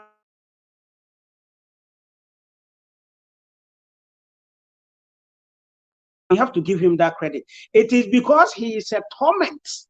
He's tormenting them, giving accuracy of information and taking them on when they are lying. That is why they don't like some of these, you know, people that are competent and that are coming to make sure that we deliver on our mandate. So Kwadwo, I salute, and he's going to go through the nomination with ease.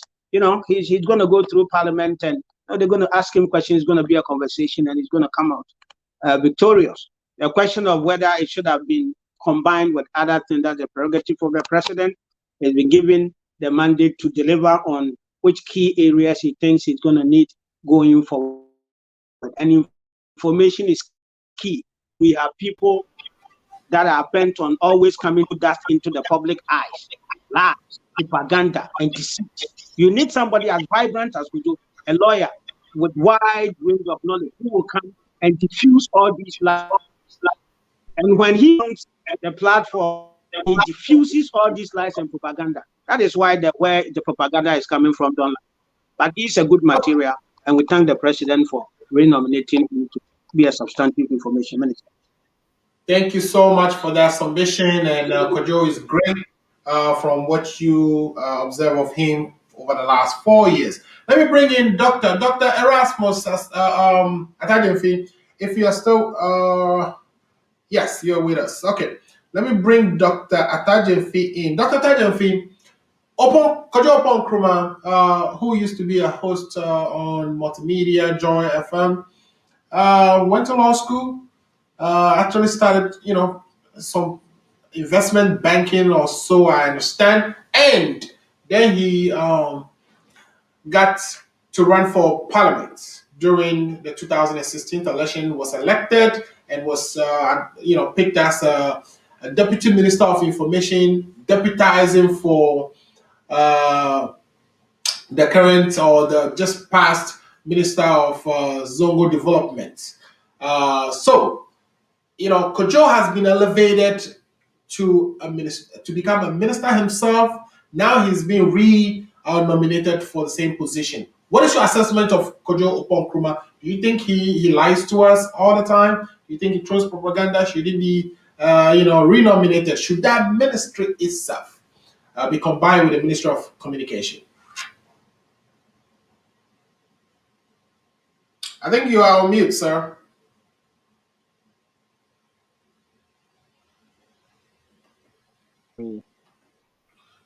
Yeah, we can hear you now. Oh. Okay. Oh.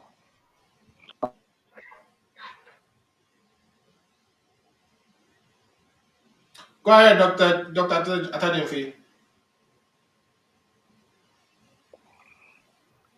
All right. So I would say that I don't believe the ministry needs to be combined. Okay. What's your reason for that? Communication and information is really two separate pathways. Communication is like in this our current dispensation. Communication is really has to do more with I would say digital stuff, and then information has more to do with providing information to the public. Now, I don't see how you combine those ministries. It's not a thing. It's not legit. It's not the right way. It's not the right approach to combine giving information to the public and trying to manage the digital industry has to do with, you know, how the penetration of mobile communication and everything else, even communication with all these social media platforms and everything. You don't want to do all that. You know the penetration of that in our global dispensation right now. So trying to combine those two doesn't work. Probably you could have done it a few years ago, but it's not the right approach at this time. Having said that, let me just say that Kojo Okonkoma has been great. He's been one of the best performing ministers throughout the 4 years of the first term of Addo. I think he deserves a second term, and I'm really impressed that he's gotten promoted to being a substantive minister. So we should actually encourage him. He's a young guy like all of us. We should encourage him. I think he's done a great job. I think it's all for the good. He's it's all the way up. Okay, thanks for that assessment. Let me see. I think we have one more message here. Let me read that quickly, and then we can go to the next topic. Asantewa Dapa says, Mr. Alfred, you have skipped all my MPP commentary. Oh, please give me both opinions and voices. Okay, let me go back and find your messages and read them. So, okay, Asantewa Dapa, now I got it. So the first one here, you said, Paul, no party can be blamed for the upsurge of COVID cases. Both parties relaxed during elections. Both parties were holding rallies with no regard for social distances or made it mandatory to wear masks. Even when NPP, it says, even when NDC supporters were protesting at the EC, no one was wearing a mask. So, yes. I apologize for skipping your message earlier, but really good comments in there. So the next thing you said again, Miss Asantewa Dapa, is that, again, this is directed to Paul. It says, Nana Akufo is the president and will be for the next 4 years. Okay. Paul, I'm going to make sure you respond to all that before we move on. And then I think the last one here, you said, Mr. Alfred, you have skipped both my comments. Please go back and read them. So I've done just that, and I apologize for missing them earlier. So, Mr. Paul, quick one, just one, less than 30 seconds if you can respond to that. And then what I'll do is I'm going to go into the next minister. I have a few of them, and now I'm worried that we may not even finish all of them. So talk to me about the fact that, the president is president, according to what Santiwa says, and also that the NDC, as well as the NPP, both relaxed during the campaign season. Well, I've stated that the president, we don't recognize him as a president. Mm-hmm. There is a case pending at the Supreme Court of Ghana. Until the Supreme Court of Ghana give it vetted, we don't regard him as the president of the country. We now see him to be the president selected, not president elected. Until the Supreme Court says otherwise, that is our stand. Number two, the lady spoke about, when during the election, we should not blame only one party. I still hold that the blame goes to the president. The president was seeking his self-interest. Instead of him putting restrictions in place, stopping and preventing any rallies being held, the president was number one champion person going around, holding rallies left, right. And you don't expect the opposition to sit down if the president is not showing good example. So if the president has put in restrictions in place and he stated categorically that nobody should hold a rally, would have abided by it. So the blame still goes to the president. The president did not manage the situation well. They all know it. They lied to us. They didn't give us the true figures on the ground. He took political interest over people's health, and it is the fact, and we need to say it as it is.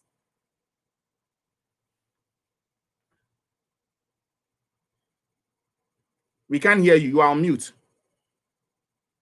Sorry about that. So another message from a friend of mine, Don Willis. Don, thanks for watching. Tell a friend to tell a friend. Don Willis is asking, who are we? And he also sent another one, which he's asking, what about NDC? In other words, he's saying, what about NDC also, violating the COVID rules during the political season. And he says both parties must be blamed for the mess. So thanks for all the messages, Don Willis. And thanks for watching. Share our link so other friends can also enjoy our show. Now, let's go to another minister. Let's go to this minister here. The minister, the nominee for the Minister of Energy. His name is Dr. Matthew Opoku Pempre. Oh, I unfortunately typed Opoku Pempre twice, but that's how good it is, right? So let's assess Opoku Pempre. He used to be the Minister of Education during the 2016 and 2020 period. How has he performed? And he's now being moved to the Ministry of Energy. Is there a reason? Does this kind of signal to you any change in direction as far as how the president intends to govern? And I'm going to ask that to Mr. Efa first, and then I'll bring in Paul Disosu to also give us his view on that. So, Mr. Efa, what do you think about Dr. Opoku Pempre? Yeah, so Dr. Prempe, he's in the medical field. He was in the Ministry of Education. He did excellent over there. He came and together with Dr. Chum, they said, okay, we cannot afford a situation where our kids are not in school. And now when all the kids were put in school, we had shortage of infrastructure. They brought double track, So let me ask this clarifying question here. You are saying that he did very well. In other words, this is the person who was in charge of implementing the free SHS program, the double track program with all the color coding system where some students go to school at days and others go at other times. So explain to us what you mean when you say he did well. What are some of the specific things he did? Oh, in the education sector? Yeah.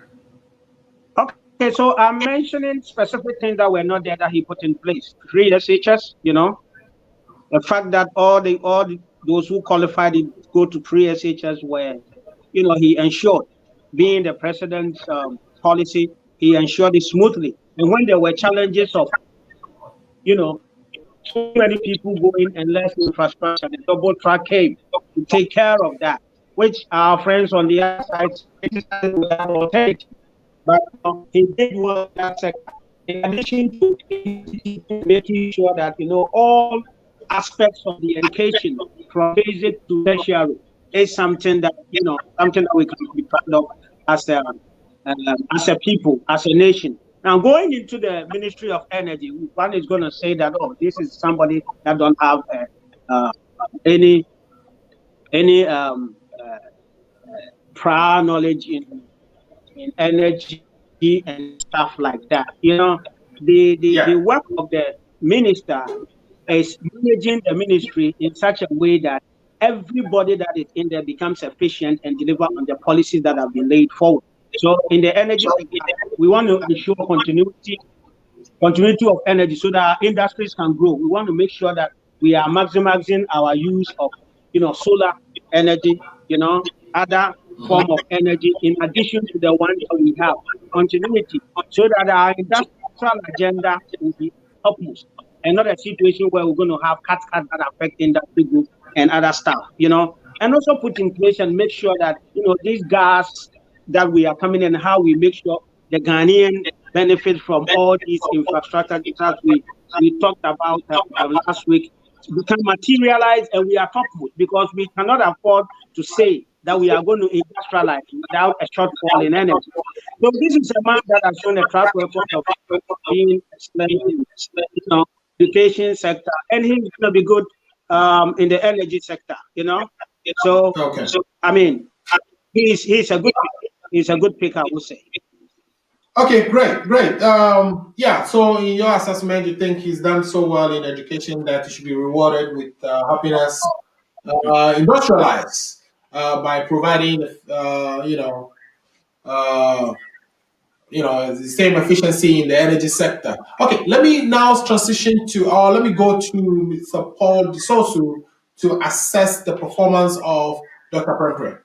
So, Mr. Paul, what do you think about Dr. Pempre? Do you think he was that successful. Of course, he was the one, who executed the implementation of free SHS. Thank you, Mr.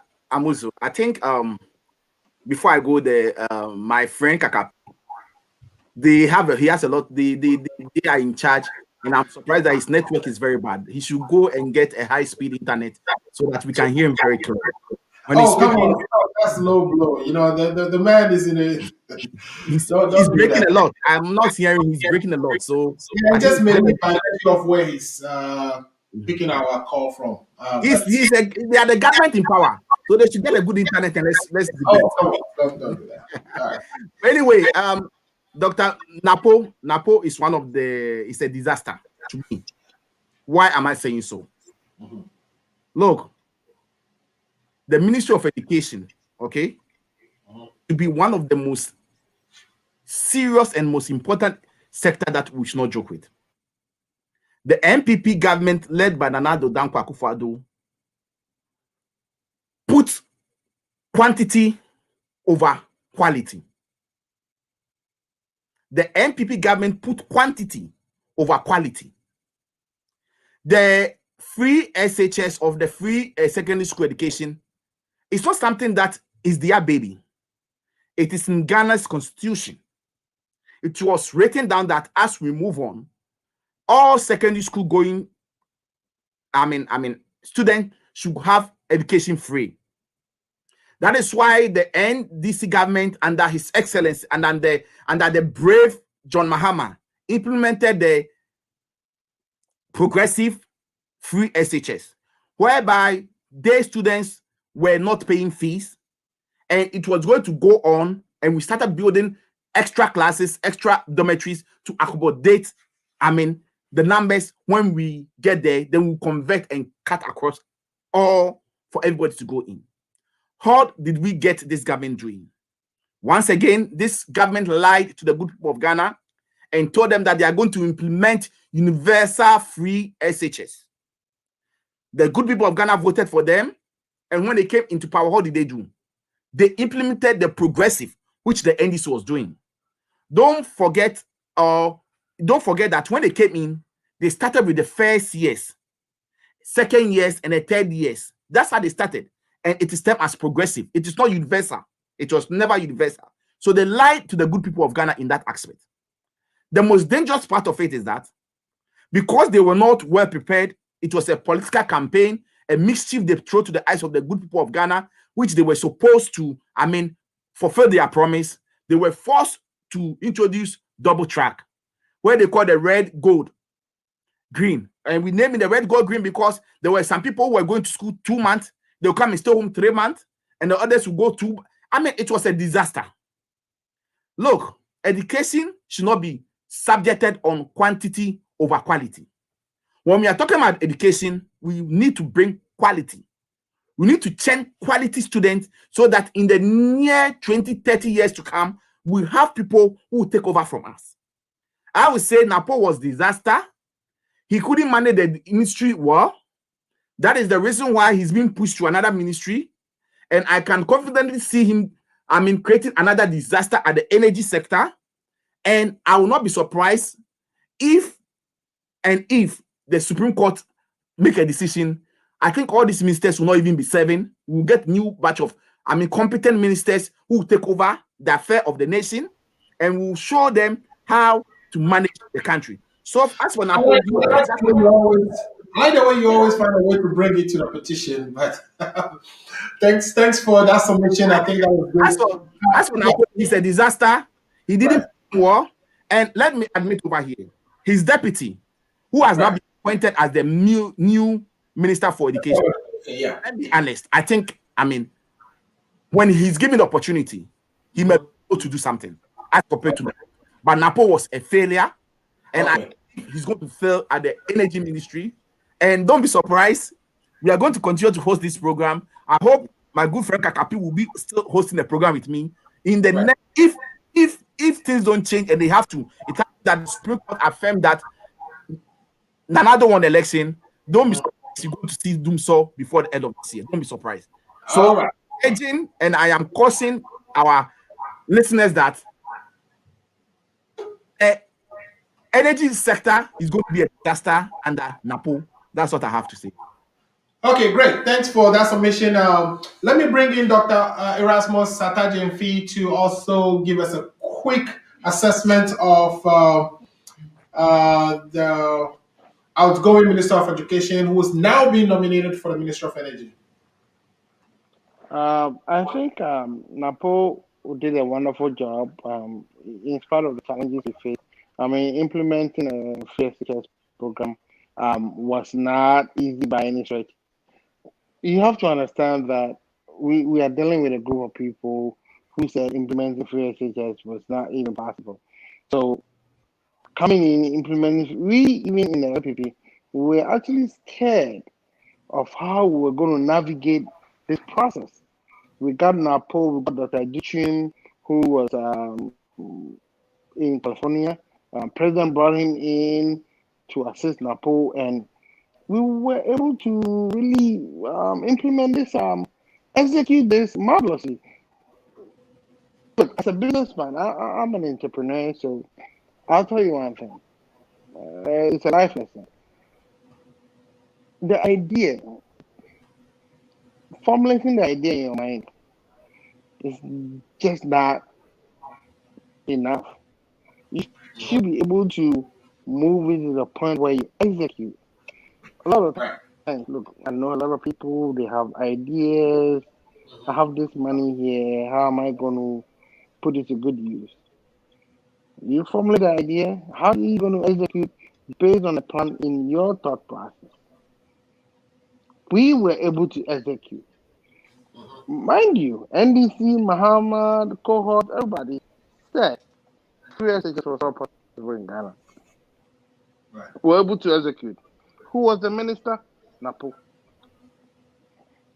Remember, Nana has always had a strategy of always dealing with ministries based on what the needs assessments portend. The need assessment, remember, do you know why the health ministry is headed by a chartered accountant?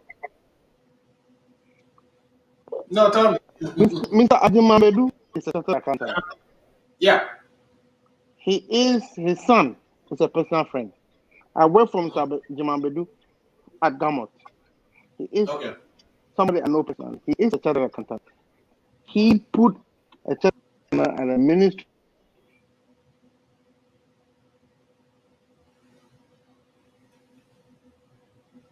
I think your sound may be down as well. Can you hear me? Yeah, we can hear you now. He put Mr. Jimambedu at the Ministry of Health because the needs assessment suggested that they needed somebody who had a strong suit in finance. Mr. Jimambedu is strong, powerful. Okay? He used to be the CFO of Gamot. He is putting Napo at the Ministry of Energy because we need a strategist. We need somebody who can get things done. At the Energy Ministry, we need somebody who can get things done at this time. He is putting Amewu at railways because Amewu can also get things done physically on the ground. Okay? So yeah. This is why we are doing all these things. Do not at any point underestimate the thought process of the president, and don't underestimate the thought process of we in the MPP. We know what we need. So it's a case of what do we need at this ministry?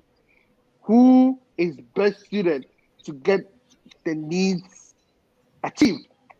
And that's what we're doing. We are not just putting people there just for the sake of it, just to make things, just to make people happy. No, we have no interest in all that. Okay, great. So you think the president really, or what you are saying is that the president is doing, or is selecting these people because of the need assessment that has been done, and that Napo in this case is a strategist, somebody who can get things done.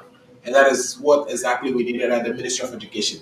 Got granted. Okay, so a quick response from you, just in 30 seconds, if you can keep it there, if you can keep it tight, Mr. Paul. You know. So let me say this. I mean, I totally disagree with Mr. Dr. Atajimfi. Look, Okay. the MPP never did anything in the energy sector. I mean, warehouse served at the energy sector didn't even add 1 megawatt of power to the sector. NDC built everything, prepared the grounds for them. They just came in there to appropriate the money that was coming in there. Okay. They just waste the money that were coming into that sector. Number 2, as we speak, okay, the independent power producers in Ghana, the government is giving them $2 billion. But we left the independent power. Those contracts were signed by the NDC before they checked out. I agree. They were signed by the NDC, but because of the appropriation of the sector, that is why they are now owing $2 billion to the independent power producers. But the argument is when the NDC signed those agreements, these are like take or purchase agreements, or so they call them. Take off purchase agreement, yes. Yeah, which means when we produce the power, whether you take it or not, you're still paying. And of course, this new government or the Akufo-Addo's government has to kind of renegotiate some of those agreements. And that may be the reason why we are accumulating all that debt. Wouldn't you say? That is not true. That is not true. Which of the agreement did they renegotiated? Let me give you an example. America, which they said they were going to renegotiate it, and they made a lot of noise when they were in opposition, saying that the then NDC government inflated the cost of America by $150 million. And that when they come to power, they will do everything possible to renegotiate the deal and get that $150 million for the good people of Ghana. Right. You see, when they got into power, the president involved with his executive secretary, they sat down, then minister, they were trying to inflate that contract to $800 million more. Due to the vigilance of the good people and the members of parliament at the NDC side, the minority in parliament, we caught them. If we have not caught them, that money or that contract has been inflated over $800 million. That was what they were going to do to Ghana. So they never renegotiated any contract. It was a lie. The one that they tried to renegotiate, they rather ended up inflating the Ameri deal, which the president gave an accent, executive accent to it, which would have gone through if there is not due to the vigilance of the people in parliament. Ghana would have lost $800 million, which the president and his executive secretary penned their signature on.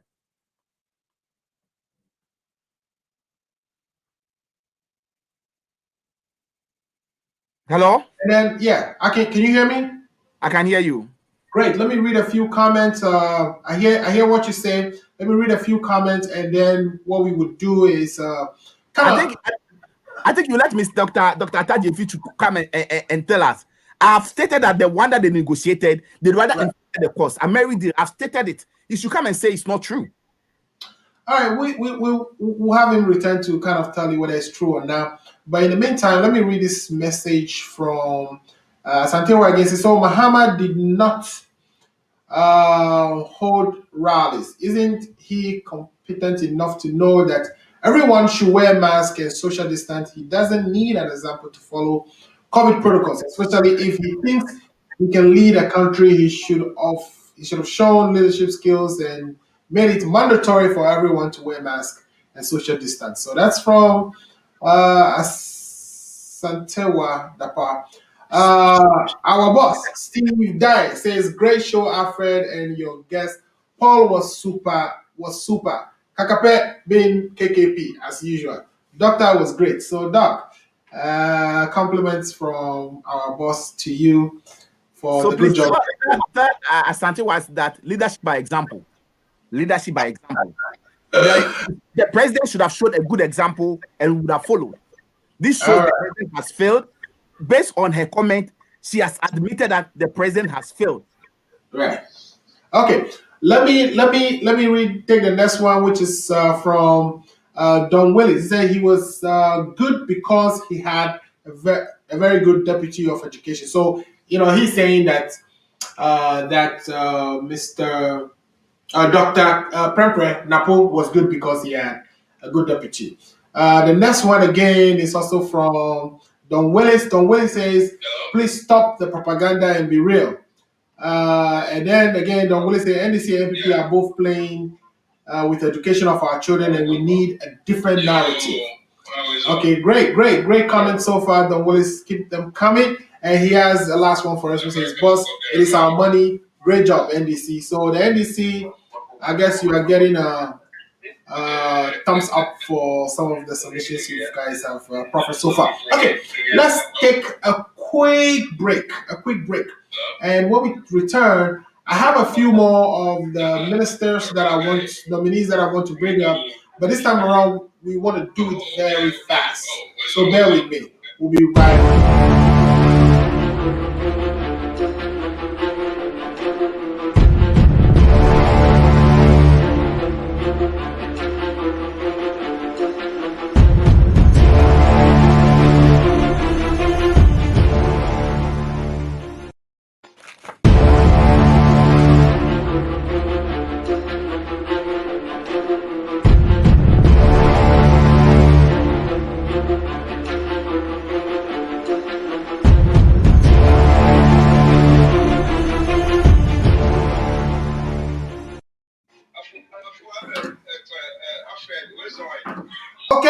Okay, welcome back to the Ghana Agenda. Let's now take the next minister. Who's the Minister of Finance? The Minister of Finance, Ken Ofori-Atta. He's being retained. He's not being changed. What do you think about Ken Ofori-Atta? Has he done well over the last 4 years, or does he have things that you think he could have improved or he can improve on? And let's start with you, Paul Disosu. Well, can you hear me, please? I can hear you clearly. Go ahead. Yeah, our economy is under ICU because of this gentleman, Ken Ofori-Atta. Explain. Look at Ghana's economy at it now. Ghana's economy is growing downwards instead of it growing upwards. And as I stated earlier on, this is the minister who presents different set of figures to the good people of Ghana. When he goes to the IMF, he presents different set of figures because he knows he cannot go and lie to the good people, or he cannot go and lie to the IMF. Look, this minister might be one of the dishonest ministers we've had at a Japan deal, which he used most of his company, enterprise insurance, data bank. They were the financial advisors and all those stuff. So I don't understand why the president should bring this gentleman back. This gentleman is going to be one of those ministers that's going to have a tough time with the committee. And I'm happy that this time the appointment committee is made up of 13 of the NDC side and then 30 of the MPP side. So let's wait and see what will happen, because a lot of things will come out during his vetting. He has not done well. His performance are very bad. A Japan deal, PDS deal, I can mention the 2.5 Ken bond, all those deals, he'll go and answer them over there. We are going to make sure that this time it's not going to be a rubber stamp parliament. We've stated it. We are going to work in the interest of the good people of Ghana. The NDC side on the committee will make sure that they will put everybody to street proof. They will make sure that the truth come out. We will not just pass people over there. They will do their job because of the interest of Mother Ghana, not because of the interest of any political party, not because of the interest of any individual, but the interest of Ghana. And I can tell you, this is going to be another show of misinformation or misinterpretation of figures. They will send wrong figures to us and give the right figures to the IMF. This is going to continue if we retain this man at the Ministry of Finance. Okay, let me bring Doctor in. I think we've lost Efa, and I'm reaching out to him to make sure that he's able to join us again. But let's bring Dr.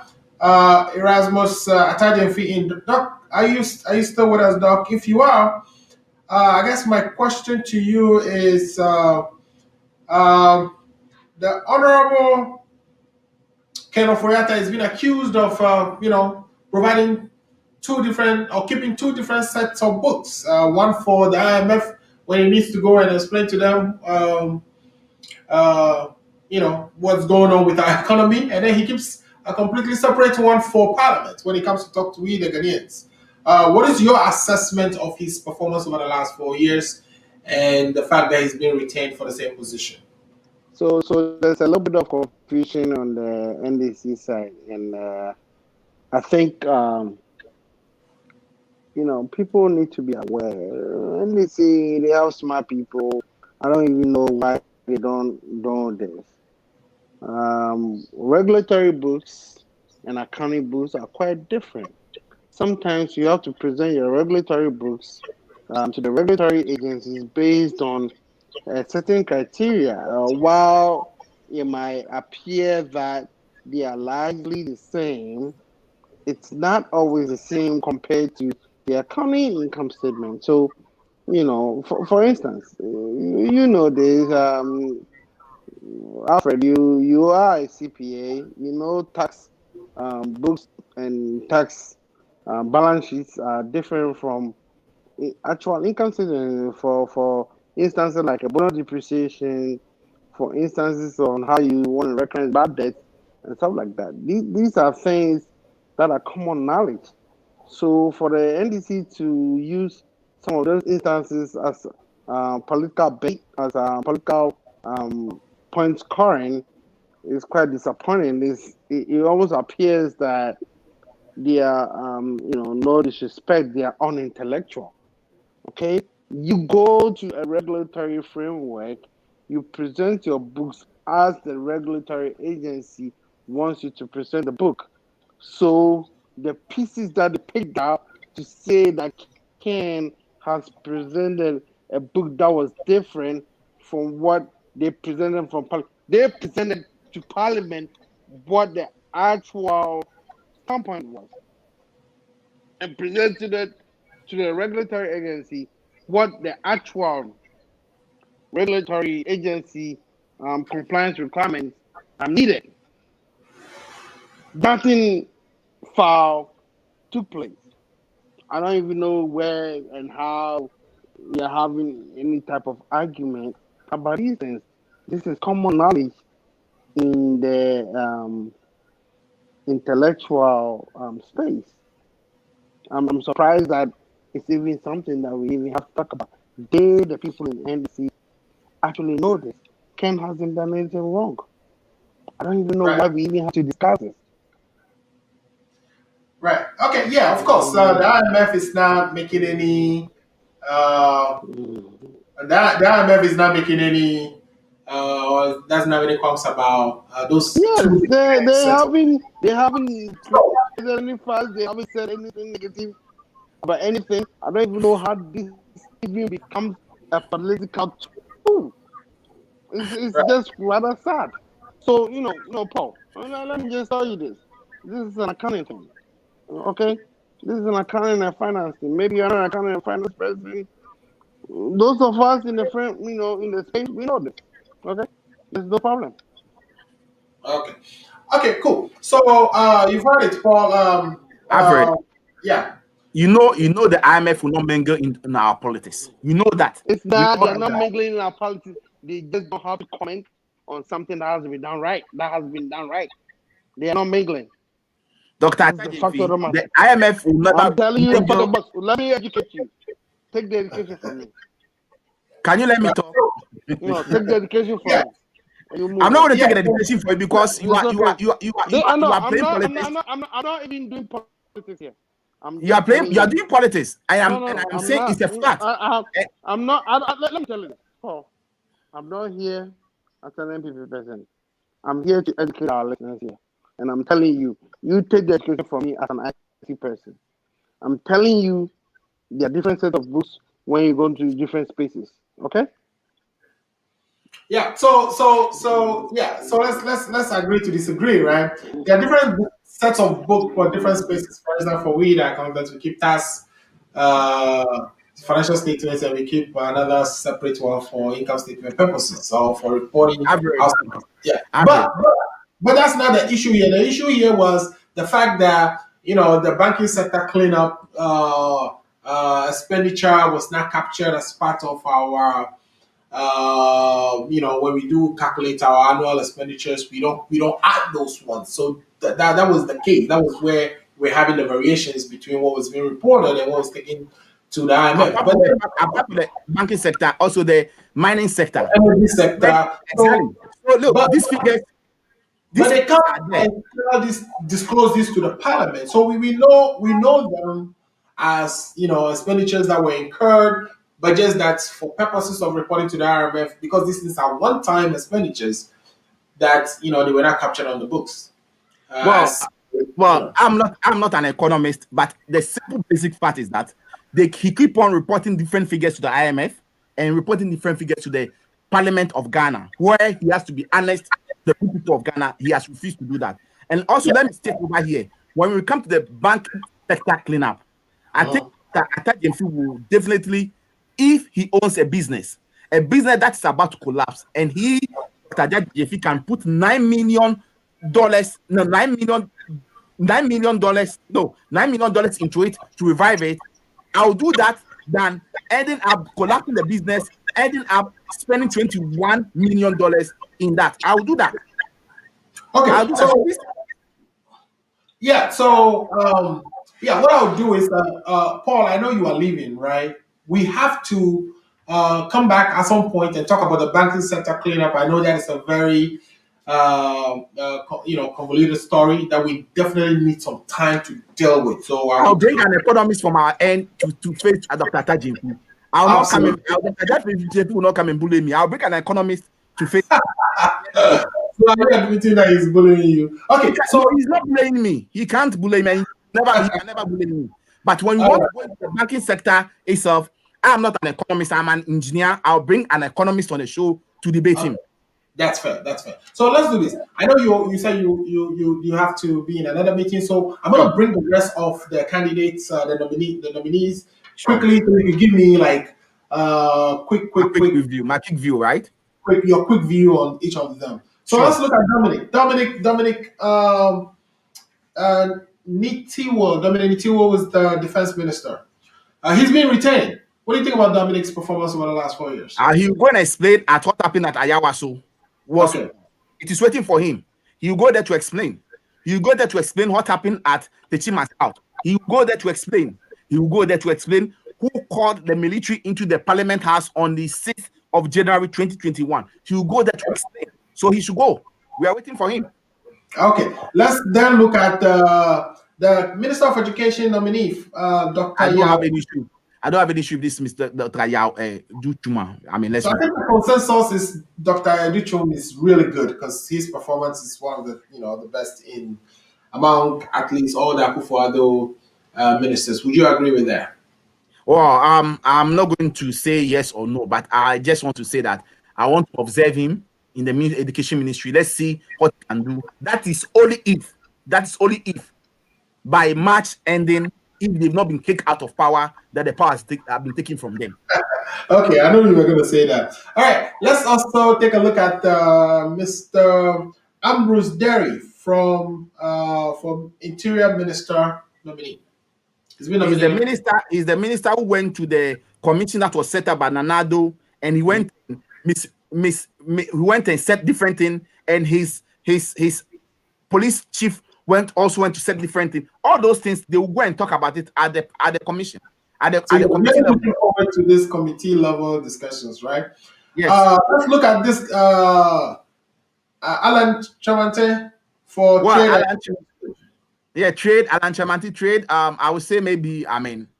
Let's give him another try. But I think he was prevented from doing his job. They frustrated him. So this is internal politics from the MPP side because they know he's a viable candidate. So they try to frustrate him and try to create, in inverted commas, unity government, and which is not the true case. They are just trying to use him. So I don't have nothing to say about that. Okay. How about the National Security Minister, nominee, Kandapa? Mr. Amuzu, when was the last time you stepped foot to Ghana? I was there in 2019, November. Yes. Were you safe when you went there? Were you able to sleep? Ghana's security is deteriorating. Kanapa, and I'm surprised that Kanapa has been brought back. Look, the situation and the security in Ghana is not the best. Anytime I was in Ghana 2017, 2018, 2019, 2020. Anytime I go to Ghana, my security is not the best. I don't see the security in Ghana is the best. As we speak, the security in Ghana is not the best. Kadapa is like a caretaker minister. He doesn't even know what is going on. And he will also go and meet the committee over there. So they will be waiting for him over there. Okay, then the last one, last but not the least, our own Peter Mo. As from the least said about him, the better. So I don't want to even comment about him because look, the expenditures that has been incurred at the energy ministry, he will go and account for it because he was appointed there. He admitted on a Joy FM discussion radio interview that they've not even added a single megawatt.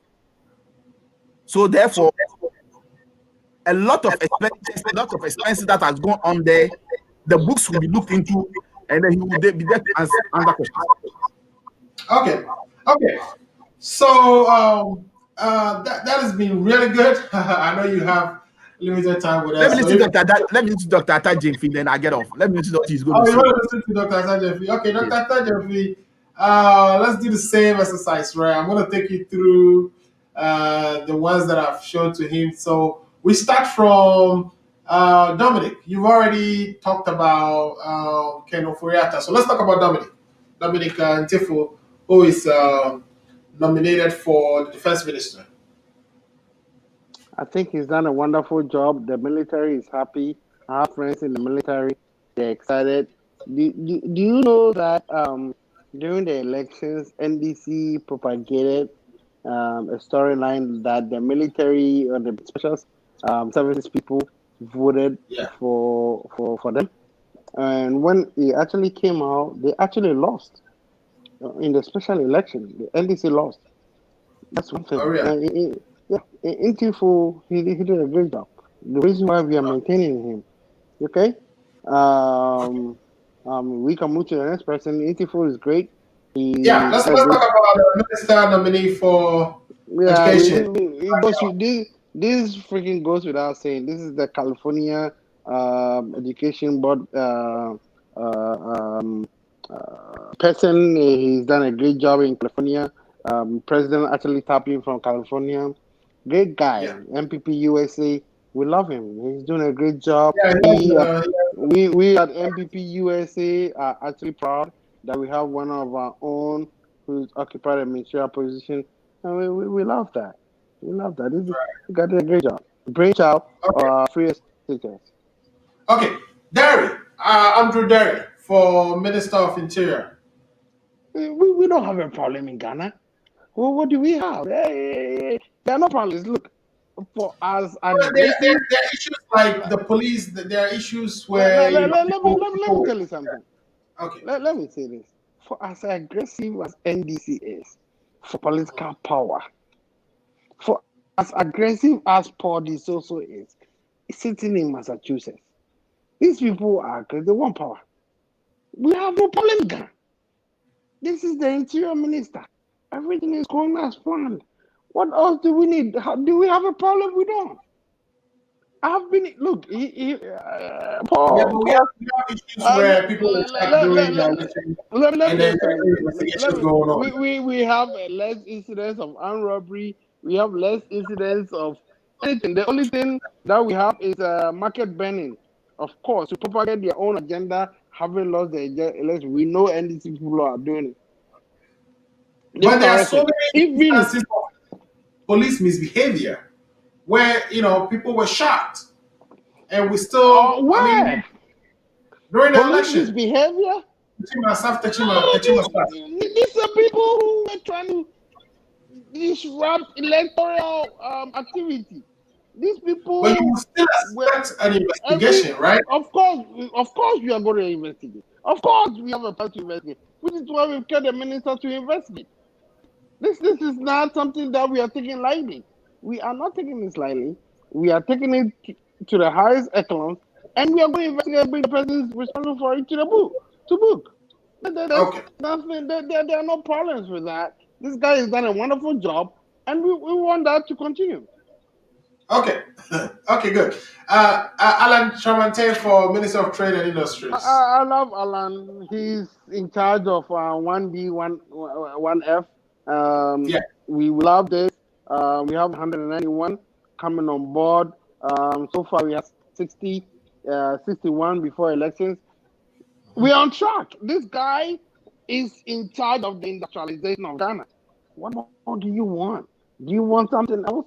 Do you want something else? After Nkrumah, nobody, no government has been very, very vibrant in the industrialization of Ghana than the FPP government. And this man is in charge. What one do you want? You want something else?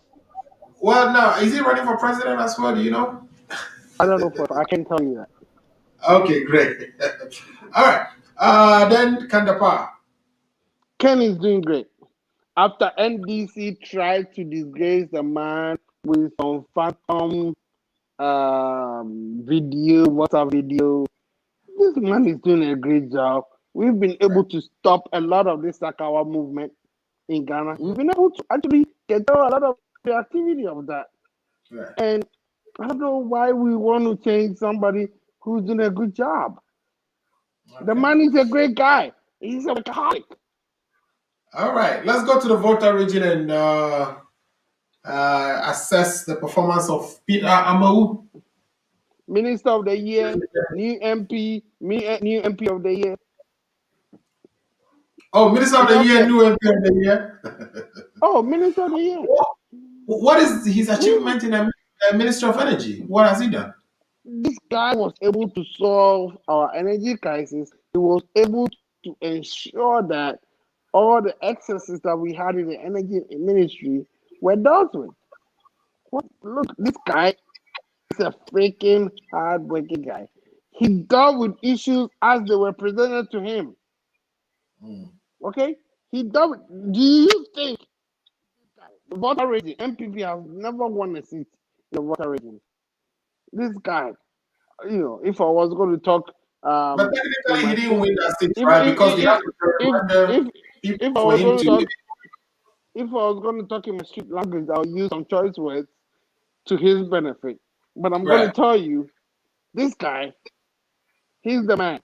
He's the minister of the term. No, not minister of the term. Yeah. Okay? Right. Okay. Let me bring which is why he won his seat. And I'm telling you, people, if you MDC people in Hohoe were like, there's no reason why you wouldn't vote for me. And I'm telling you on the ground because I was in Ghana during the elections. Okay. Let me bring Paulie. He's screaming. Let Dr. Tajimfi understand that winning Hohoe was political imagination that was orchestrated in Hohoe. They know very well that the Akpafu, the South town that were taken out, if those people are allowed to vote as part of Hohoe, Amewu would not have been the candidate. Number two, Amewu imported people from Accra, which Dr. Atajimfi, he knows, and I know. He about 12 STC buses. I was there, I saw it myself, and took those people from Accra to Hohoe to go and vote for him. So what is he talking about? It's unfortunately, and it's very sad that he was talking about the teaching. So what you're saying is Amau transported people of Hohoe who lives in Accra to Hohoe, but are registered to vote in Hohoe. And paid them. He paid them. I am telling you, my auntie in Hohoe, she gave money to my auntie. What is wrong with that? She paid them. She gave money to my auntie. She paid. I said, what is wrong with getting mobilizing or providing? There is everything wrong with that. That is vote buying. That is vote buying. They were in government, so they used the taxpayers' money to do this shady deal. So Amewu, he knows himself that he never won that seat on clean hands. Let's put that one aside. I'm very disappointed in Dr. Atajimfi for saying those guys at Techima South were misbehaving. That's why the police shot into them. That is not true. Alfred, I was expecting you to correct him. That is not true. The people never did anything. They were just there to make sure that their vote is being counted And this super incompetent government sent the military, the Delta Force people, wear military uniform for them. They wear and killed innocent people. And I was suspecting Dr. Atta Jeffy to be sympathizing with these people, those people who have lost their lives, and those people who were shot should be sympathizing with them. He's here saying that they were misbehaving, and he doesn't see anything wrong with it. I hope if he had a family member who was part of the crowd and was shot, he would not have been here saying this thing. Number 3, I want you to make it clear to him that the NDC will build market. We don't bend market. We build market. That is why we build the ultra-modern market in KJTIA for the good people in Ashanti region. He should tell me which market have they been able to build these 4 years in government. They've taken over 134 billion Ghana cedis, borrowed 134 billion Ghana cedis. What have they been able to do with the money? You should tell me one market they build. We don't bend market, we build market. We build market. The end let's get Dr. Tadenfi to kind of give us a quick 30 seconds rebuttal. He's saying that, the NDC builds market, the NDC doesn't bend markets. So he doesn't understand what you mean by, the NDC is orchestrating the burning of markets. What do you say to that? That's quite curious, when people claim to build markets, are actually inciting their own force to go and bend markets. You can use that as a rhetoric, political point scoring. It's all on you. We know this. We know the security agents around this. You guys are bending markets from Accra to Tamale to Kokrantuni and everywhere. Places. Okay. Now. Okay, so that's still an allegation, right? Because there's no. I think you can prove. You should prove it. We know this. The security let him prove it. And whilst I don't want to use this show to speculate. I get it. We don't have any real evidence, but I'm going to tell you this: we are on it, and the security agents are going to come up with their findings.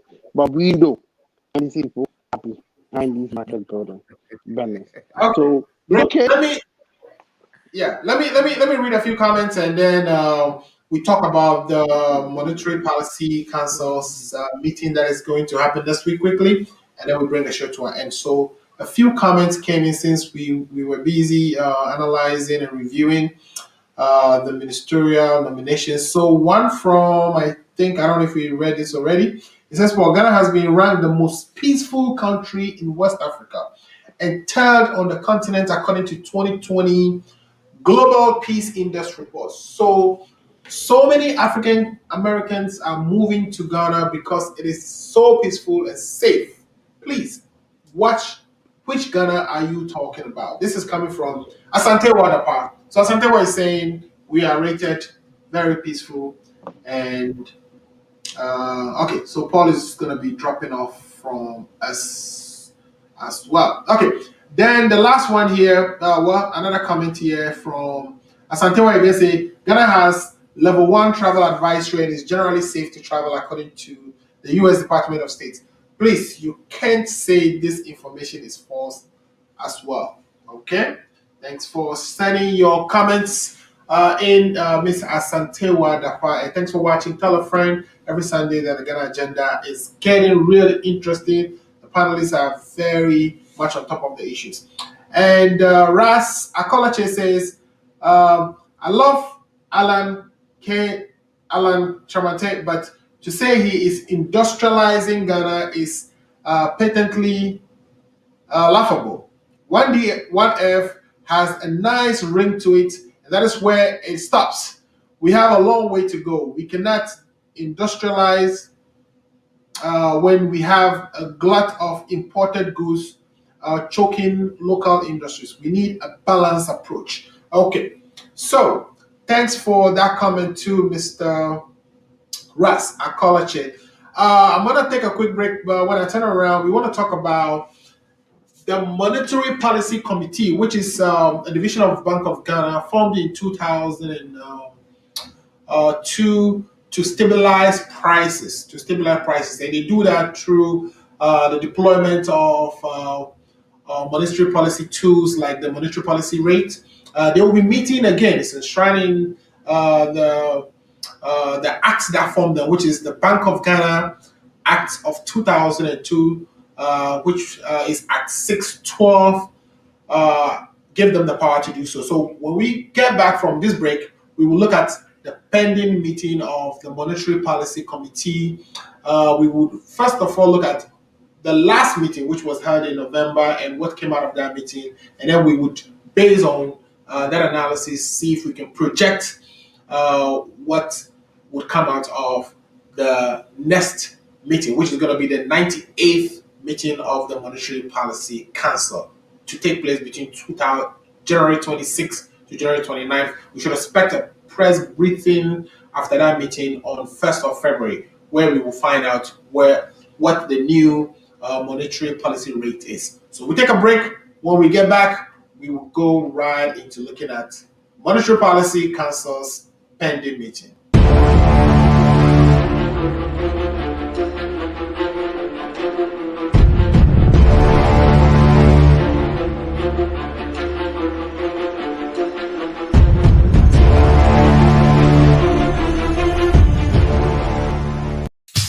Hey, this your girl coming all the way from the US of A, yeah baby, aka yeah Bantam. And me di feel a buzzing pan and see one virtually the money how Ghana mat Addo romantic. What's me sending provisions? As I such credit, Emma Ebusuya phone and the form one Ghana. And one is a www.ghanamat.com.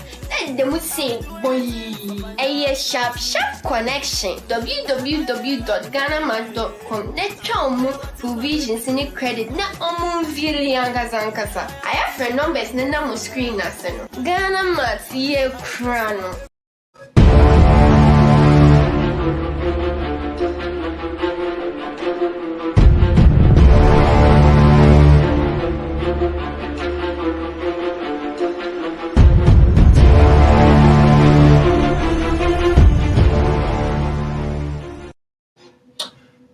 Right, welcome back to the Ghana Agenda. My name is Alfredo Muzu. We are on every Sunday starting from 5 p.m. Eastern Standard Time. So tell your friends who are interested in politics and economics, finance, and how the country is governed to tune to this show. We bring guests who are really on top of the issues, and they help educate us. We also talk about the COVID-19.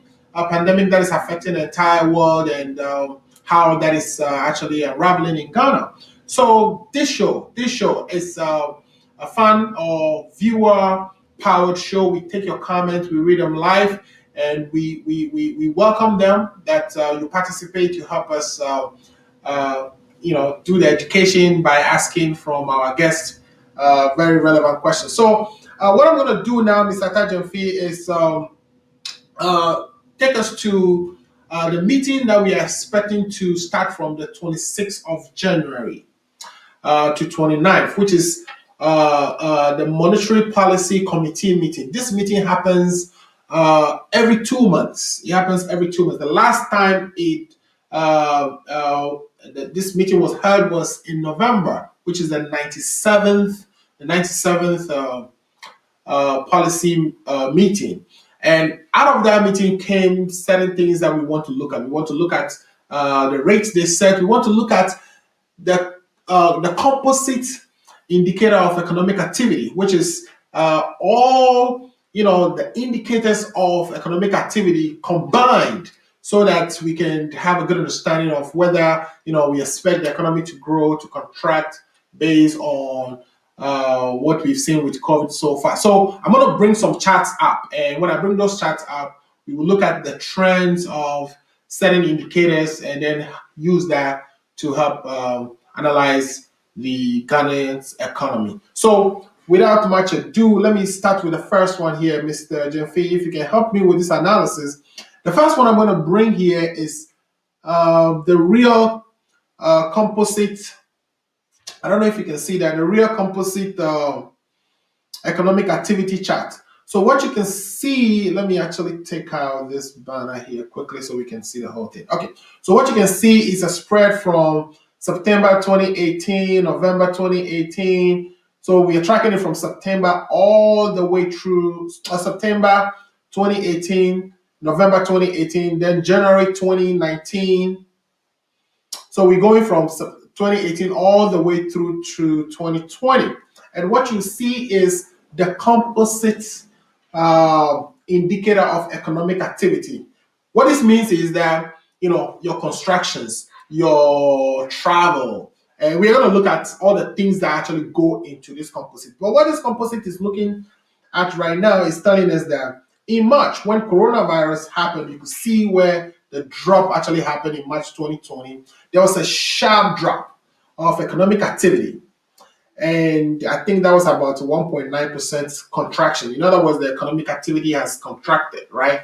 1.9% in March. In about April, May, it actually went to about almost 10.5% before recovering in June, July. And you could see that it's still on the recovery trajectory. This is the analysis we got from the November meeting. What are your expectations for the meeting that is going to occur next week? Is that Jeffrey? So, as you can see, we peaked in January.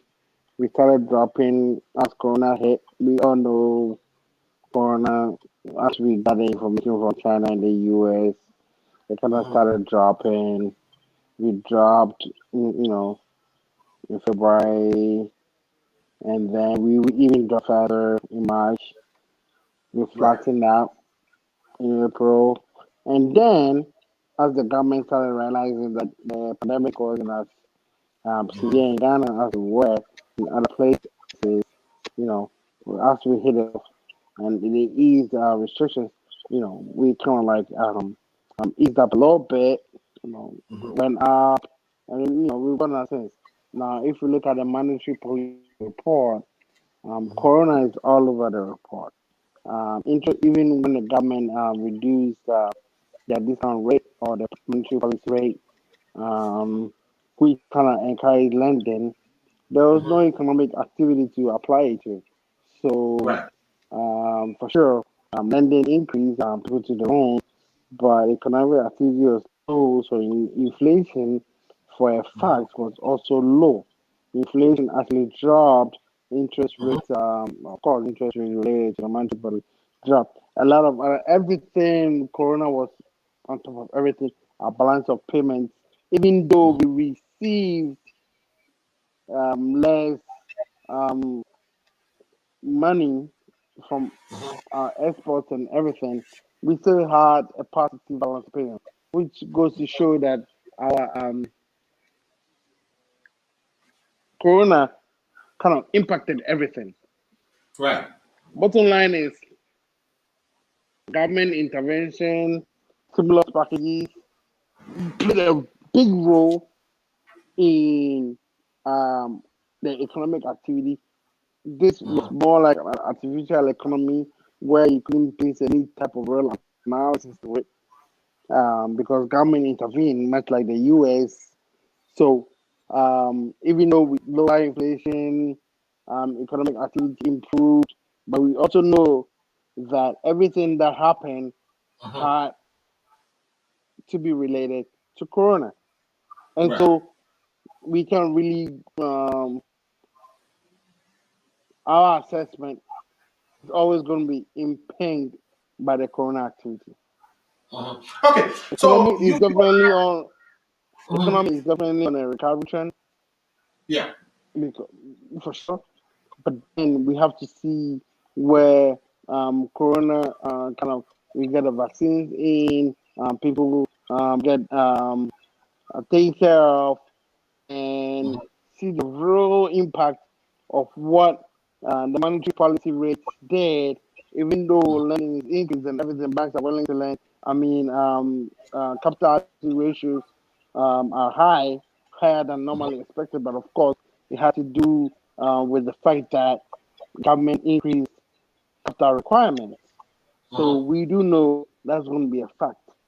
Okay. Right. So once that we've seen all that, we want to see the after Corona effect. But we should be assured about the fact that the economy is on a good trajectory. Okay. So Back in 2007, we adopted this economic targeting framework where we said we would ensure that, I said economic targeting framework. We adopted this inflation targeting framework where we wanted to always keep an inflation of 8 plus or minus 2. In other words, inflation is going to be 8. The lowest we expect it to be going should be a 6, right? Or the highest or the ceiling that we expect inflation to go should be a 10. Because of Corona this time around, I know we went above 10 a little bit. And the reason we went above 10, as explained by the governor, is that there were demand pressures. Of course, people were locked down. They needed food. So you could see the food inflation actually going to almost even 15% because there was so much demand for that, all right? Demand for sanitizers and all these things. So that puts the demand inflationary pressure on the banks to where the bank has to increase or where inflation was read to be around 10.4 or so for 2020.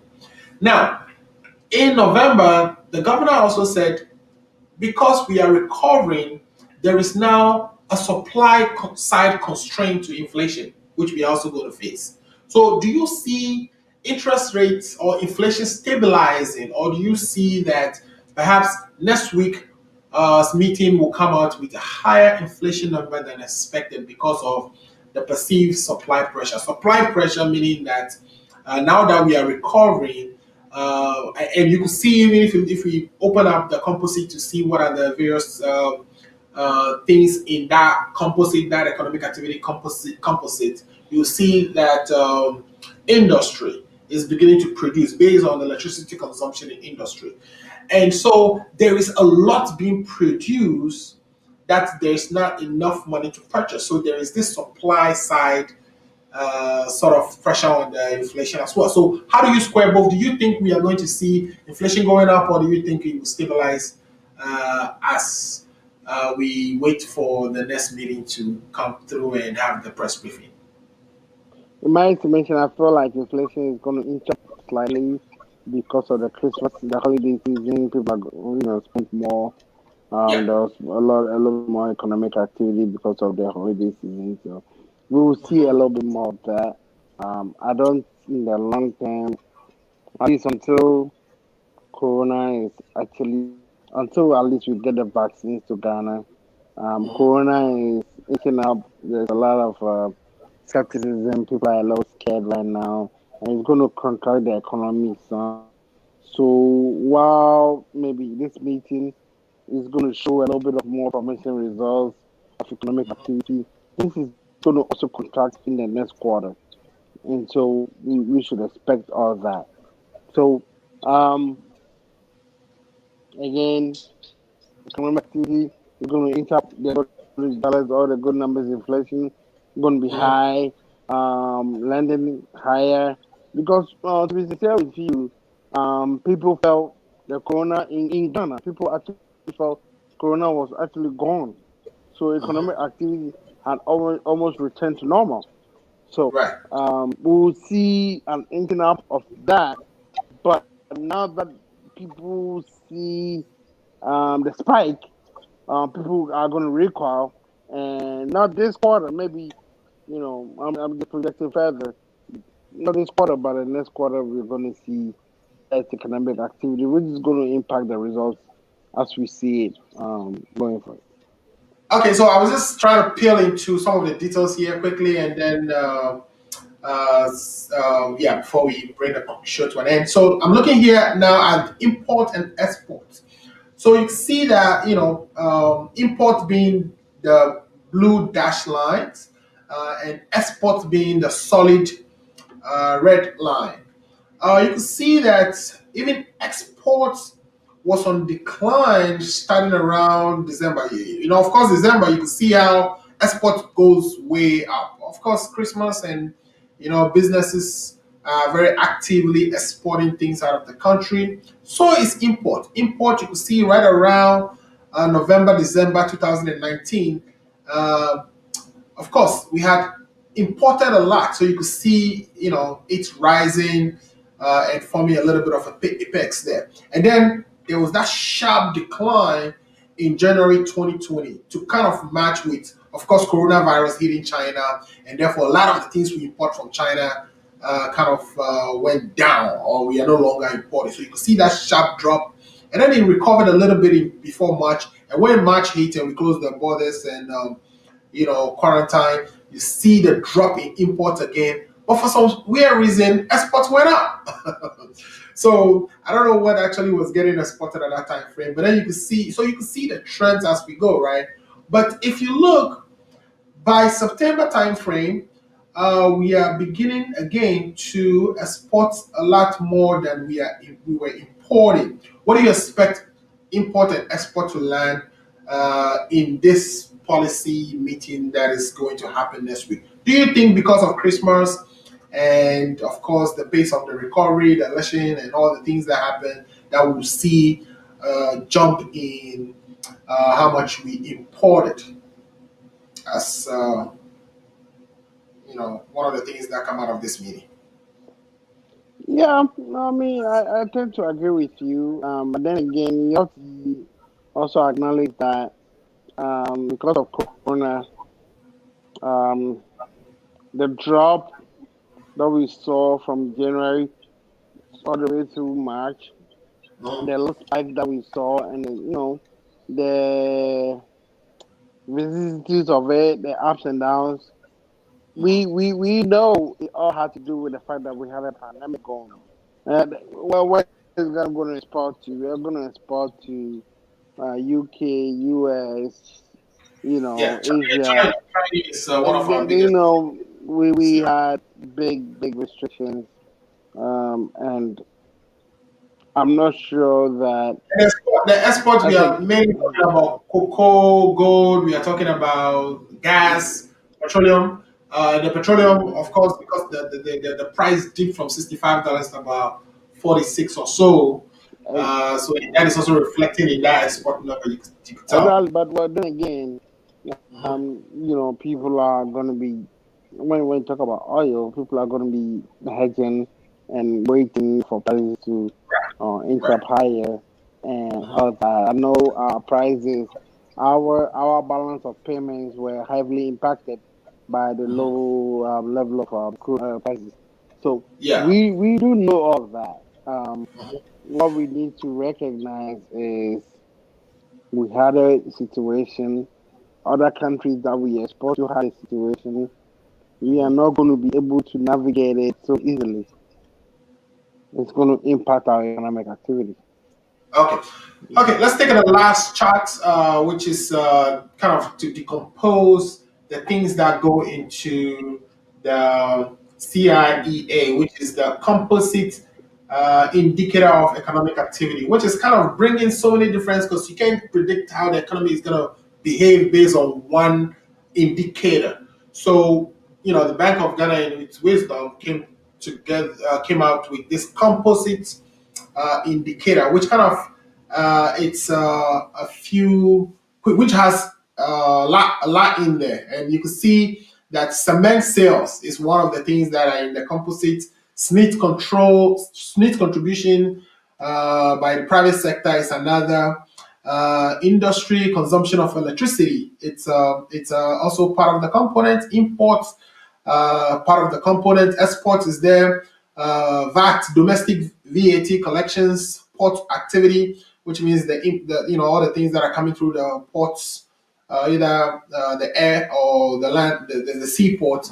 And then credits to private sector, tourist arrivals, and then tourist arrivals. So those are the things that go into the composite. Now, if you look closely, March is where we draw the red line, right? Corona, of course, we went to the lockdown. But if you look closely, before March, arrivals, was okay, but you could see the drop in arrival with that purple line or that purple bar that represents tourist arrival. You could see that getting heavily impacted. It dropped the biggest. Then the second biggest drop, which you will see in May, was industrial consumption of electricity. I think, I don't know whether it's because we did the lockdown that, companies stopped working and manufacturing came to a halt, and therefore you see that electricity consumption went down significantly. But then you come to June, July, electricity consumption went back up. Then you come to September, you can see travel, arrivals at our airports, since we opened the airports. You come to September, you see that also going up. Do you forecast that, because of the December's festivities, that we are going to see that even the travel numbers or the arrivals at the tourist arrivals going way up than shown in September? And do you see that construction, the industrial consumption of electricity would also show another boost going forward, and that those two together would lead this recovery? Do you see that as, would you say that is your, yeah? I tend to agree with you. Yeah. You do realize that when you look at the chart, we suffered a drastic drop in tourism in. Yeah. I think your this thing went. Okay. Yeah, it went off. Right. Yeah. So we suffered a drastic drop in April and May, and then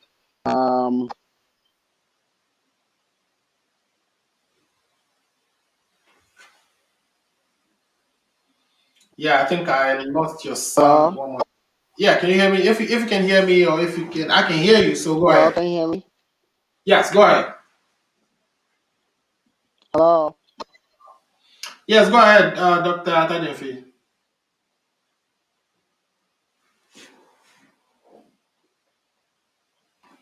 Okay, so I think Dr. Tajenfi is having. Yeah, I can hear you. If you can hear me, go ahead. I'm on mute. I cannot hear you. Yeah, I can hear you. So go ahead.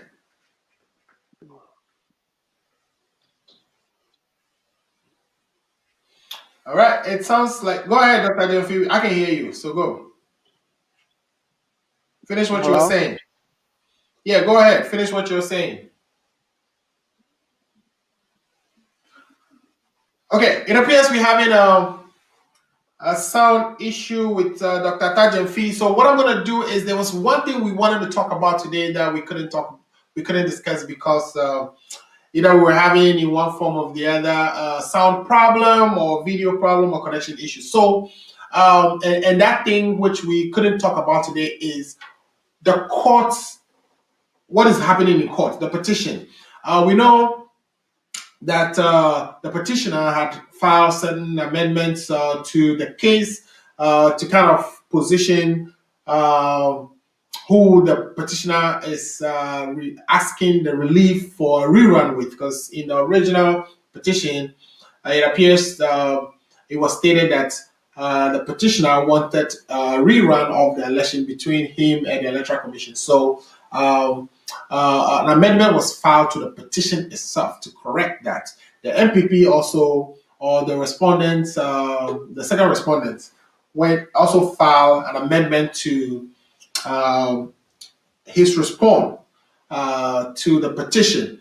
Okay, so then other applications came in, and I was just talking about the other topic that we did not address today, which is the election petition. The fact that there was an amendment to the original petition itself, and the second respondent also amended their response after they found one or two things that were stated in the response in error. Then we also know that another application was filed. We call them interrogatories. First of all, there was an application that there's a public hearing, but we know CI 99 also already have a provision that these cases should be heard and televised. And that decision to televise should be at the discretion of the Supreme Court. And the Supreme Court actually invoked that discretion. And so instead of accepting the petition to have accepting a motion to have the case televised, they administratively invoked their discretion to do so. So there was no need for the petition. The petition was thrown out. And then also, we know that another motion was moved, or petition motion was moved to serve interrogatories. In other words, questions. All right, as part of the discovery process, where the counsel is allowed to, in writing, ask the opponents to answer to some questions or admit to certain facts, which Chachu Chikata, representing the petitioner, filed.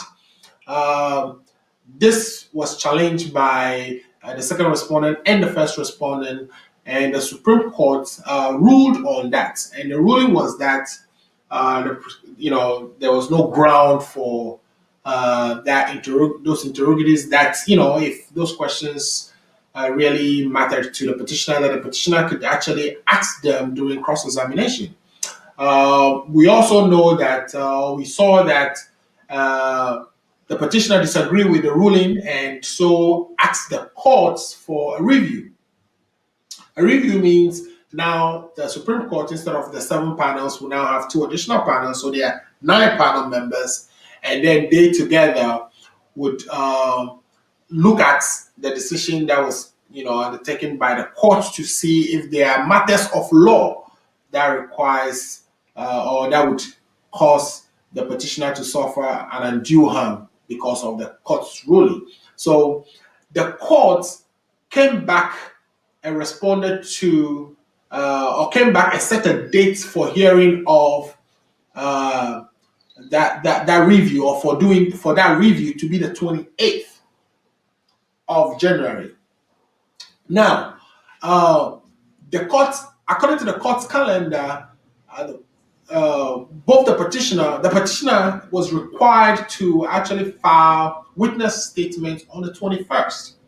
And so again, the petitioner filed another motion for a stay of proceedings because they were expecting a ruling on the review before the case can proceed. That without the ruling on the review, that they needed those interrogatories to be answered in order for them to put together a witness statement, or to file a witness statement. So that stay would be heard on Tuesday, and also that the court sets the date of 26th for the trial to begin. So many things happening. The trial is going to begin before the ruling on the review is heard. So that actually was the reason the petitioner decided to file a stay of proceedings. So what I've just done is kind of quickly summarize some of what we saw in court over the last weekend, what we're expecting to see. What is your assessment of all this? Do you think this is just a tactics to delay the proceedings, as others are claiming, or do you think that's legitimately that the petitioner is being wronged here by the Supreme Court for not accepting or allowing them or granting them the relief or what they prayed for, which is to serve interrogatories on the respondents? So let me give you let me tell you a little story about my writing the exams. When you go into an exam room and you're unprepared, you are always going to be taken on our words, and that's exactly what's happening to the NDC room, NDC team. Nobody is taking advantage of them or being unfair to them. They know very well that CIA 199 has been enacted, which basically states that we have to address election petitions within 42 days. At what point do you realize that you go into challenging an election and not be ready? They have 21 days. They spend all the 21 days gallivanting around the streets of Accra and other parts of the country, propagating something that was unreal. We all know this. Now you go to court to challenge the real element of what you felt was the injustice. And you are unprepared. I mean, do you honestly think that judges have time? They have 42 days to address the issue. If they go contrary to the 42 days, it's the same NDC that is going to Yeah, fail. but what NDC To challenge them, to challenge them. according to the NDC, So if according to the they NDC, don't, what they're if the NDC does not do this, if the Supreme Court does not do this within 42 days, they will challenge the Supreme Court. The Supreme Court has to do their job.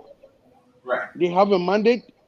CI 199 has been enacted. They have to follow through. There's nothing wrong. You, like I said, remember the story I told you. If you go into an exam room unprepared, you will always be taken unawares. It appears the NDC is unprepared. I'm not the one to adjudicate that. I'm not the one to really, throw any light on it. It just appears that. Go into a courtroom prepared. That's the whole thing. The judges are doing their job. Let them do their work. Okay. You file So a petition, follow through. Right. Okay. So your understanding is they're not prepared, and that is why they are filing all these That's my whole point. applications, and the applications getting denied. Okay. So So Chachu, unfortunately, I like Chachu Chata a lot.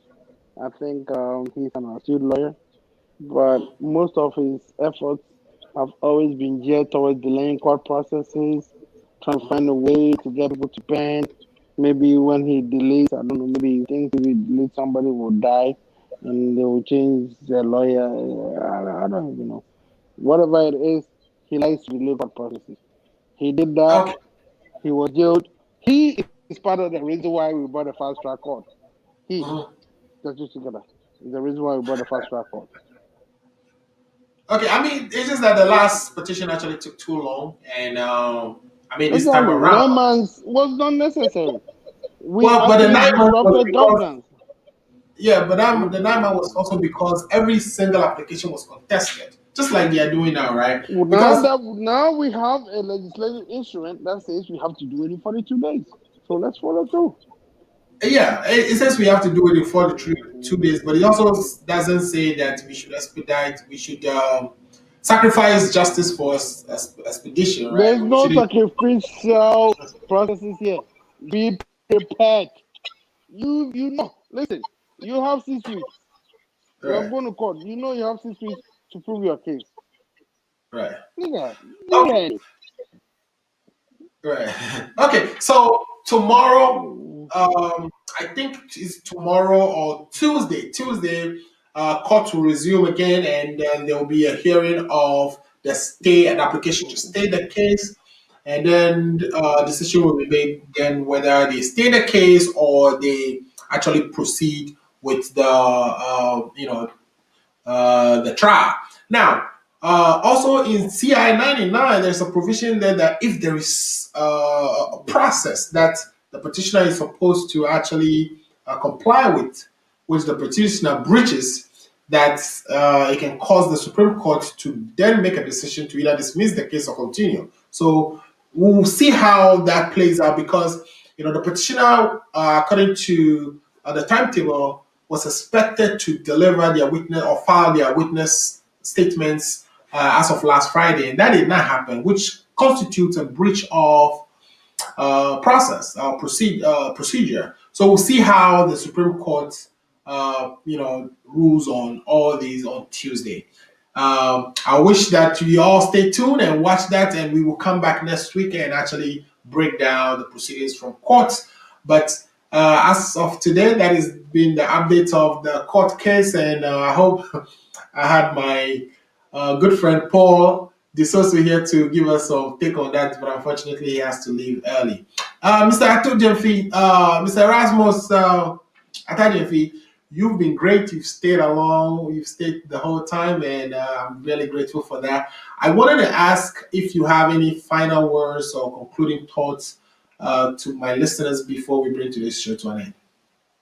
So Dr. Atajemfi, you keep messing it up, but yes, I know we've been good friends forever. I think it will take a while for you to get used to the fact that it's still Dr. Atajemfi. Yeah, I call you poison. So. Thank you for having me on the show. I'm glad to come back next time. I think the country is on a great course. and Nanado is going to deliver solidly on his second term. And I think we're going to see some real improvements and some real legacy work that takes place in the second term. All right. So, listeners, you've been watching myself and Dr. Atojemfi, Paul Dusosu, Fa Amayao, and even Dr. Ofori Edward came to you today and presented on various topics all the way from COVID. We talked about the nominees that have been put out by the president to form part of his next government. We evaluated each of those ministerial appointments. We didn't talk about all of them, but we took some key ones and talked about.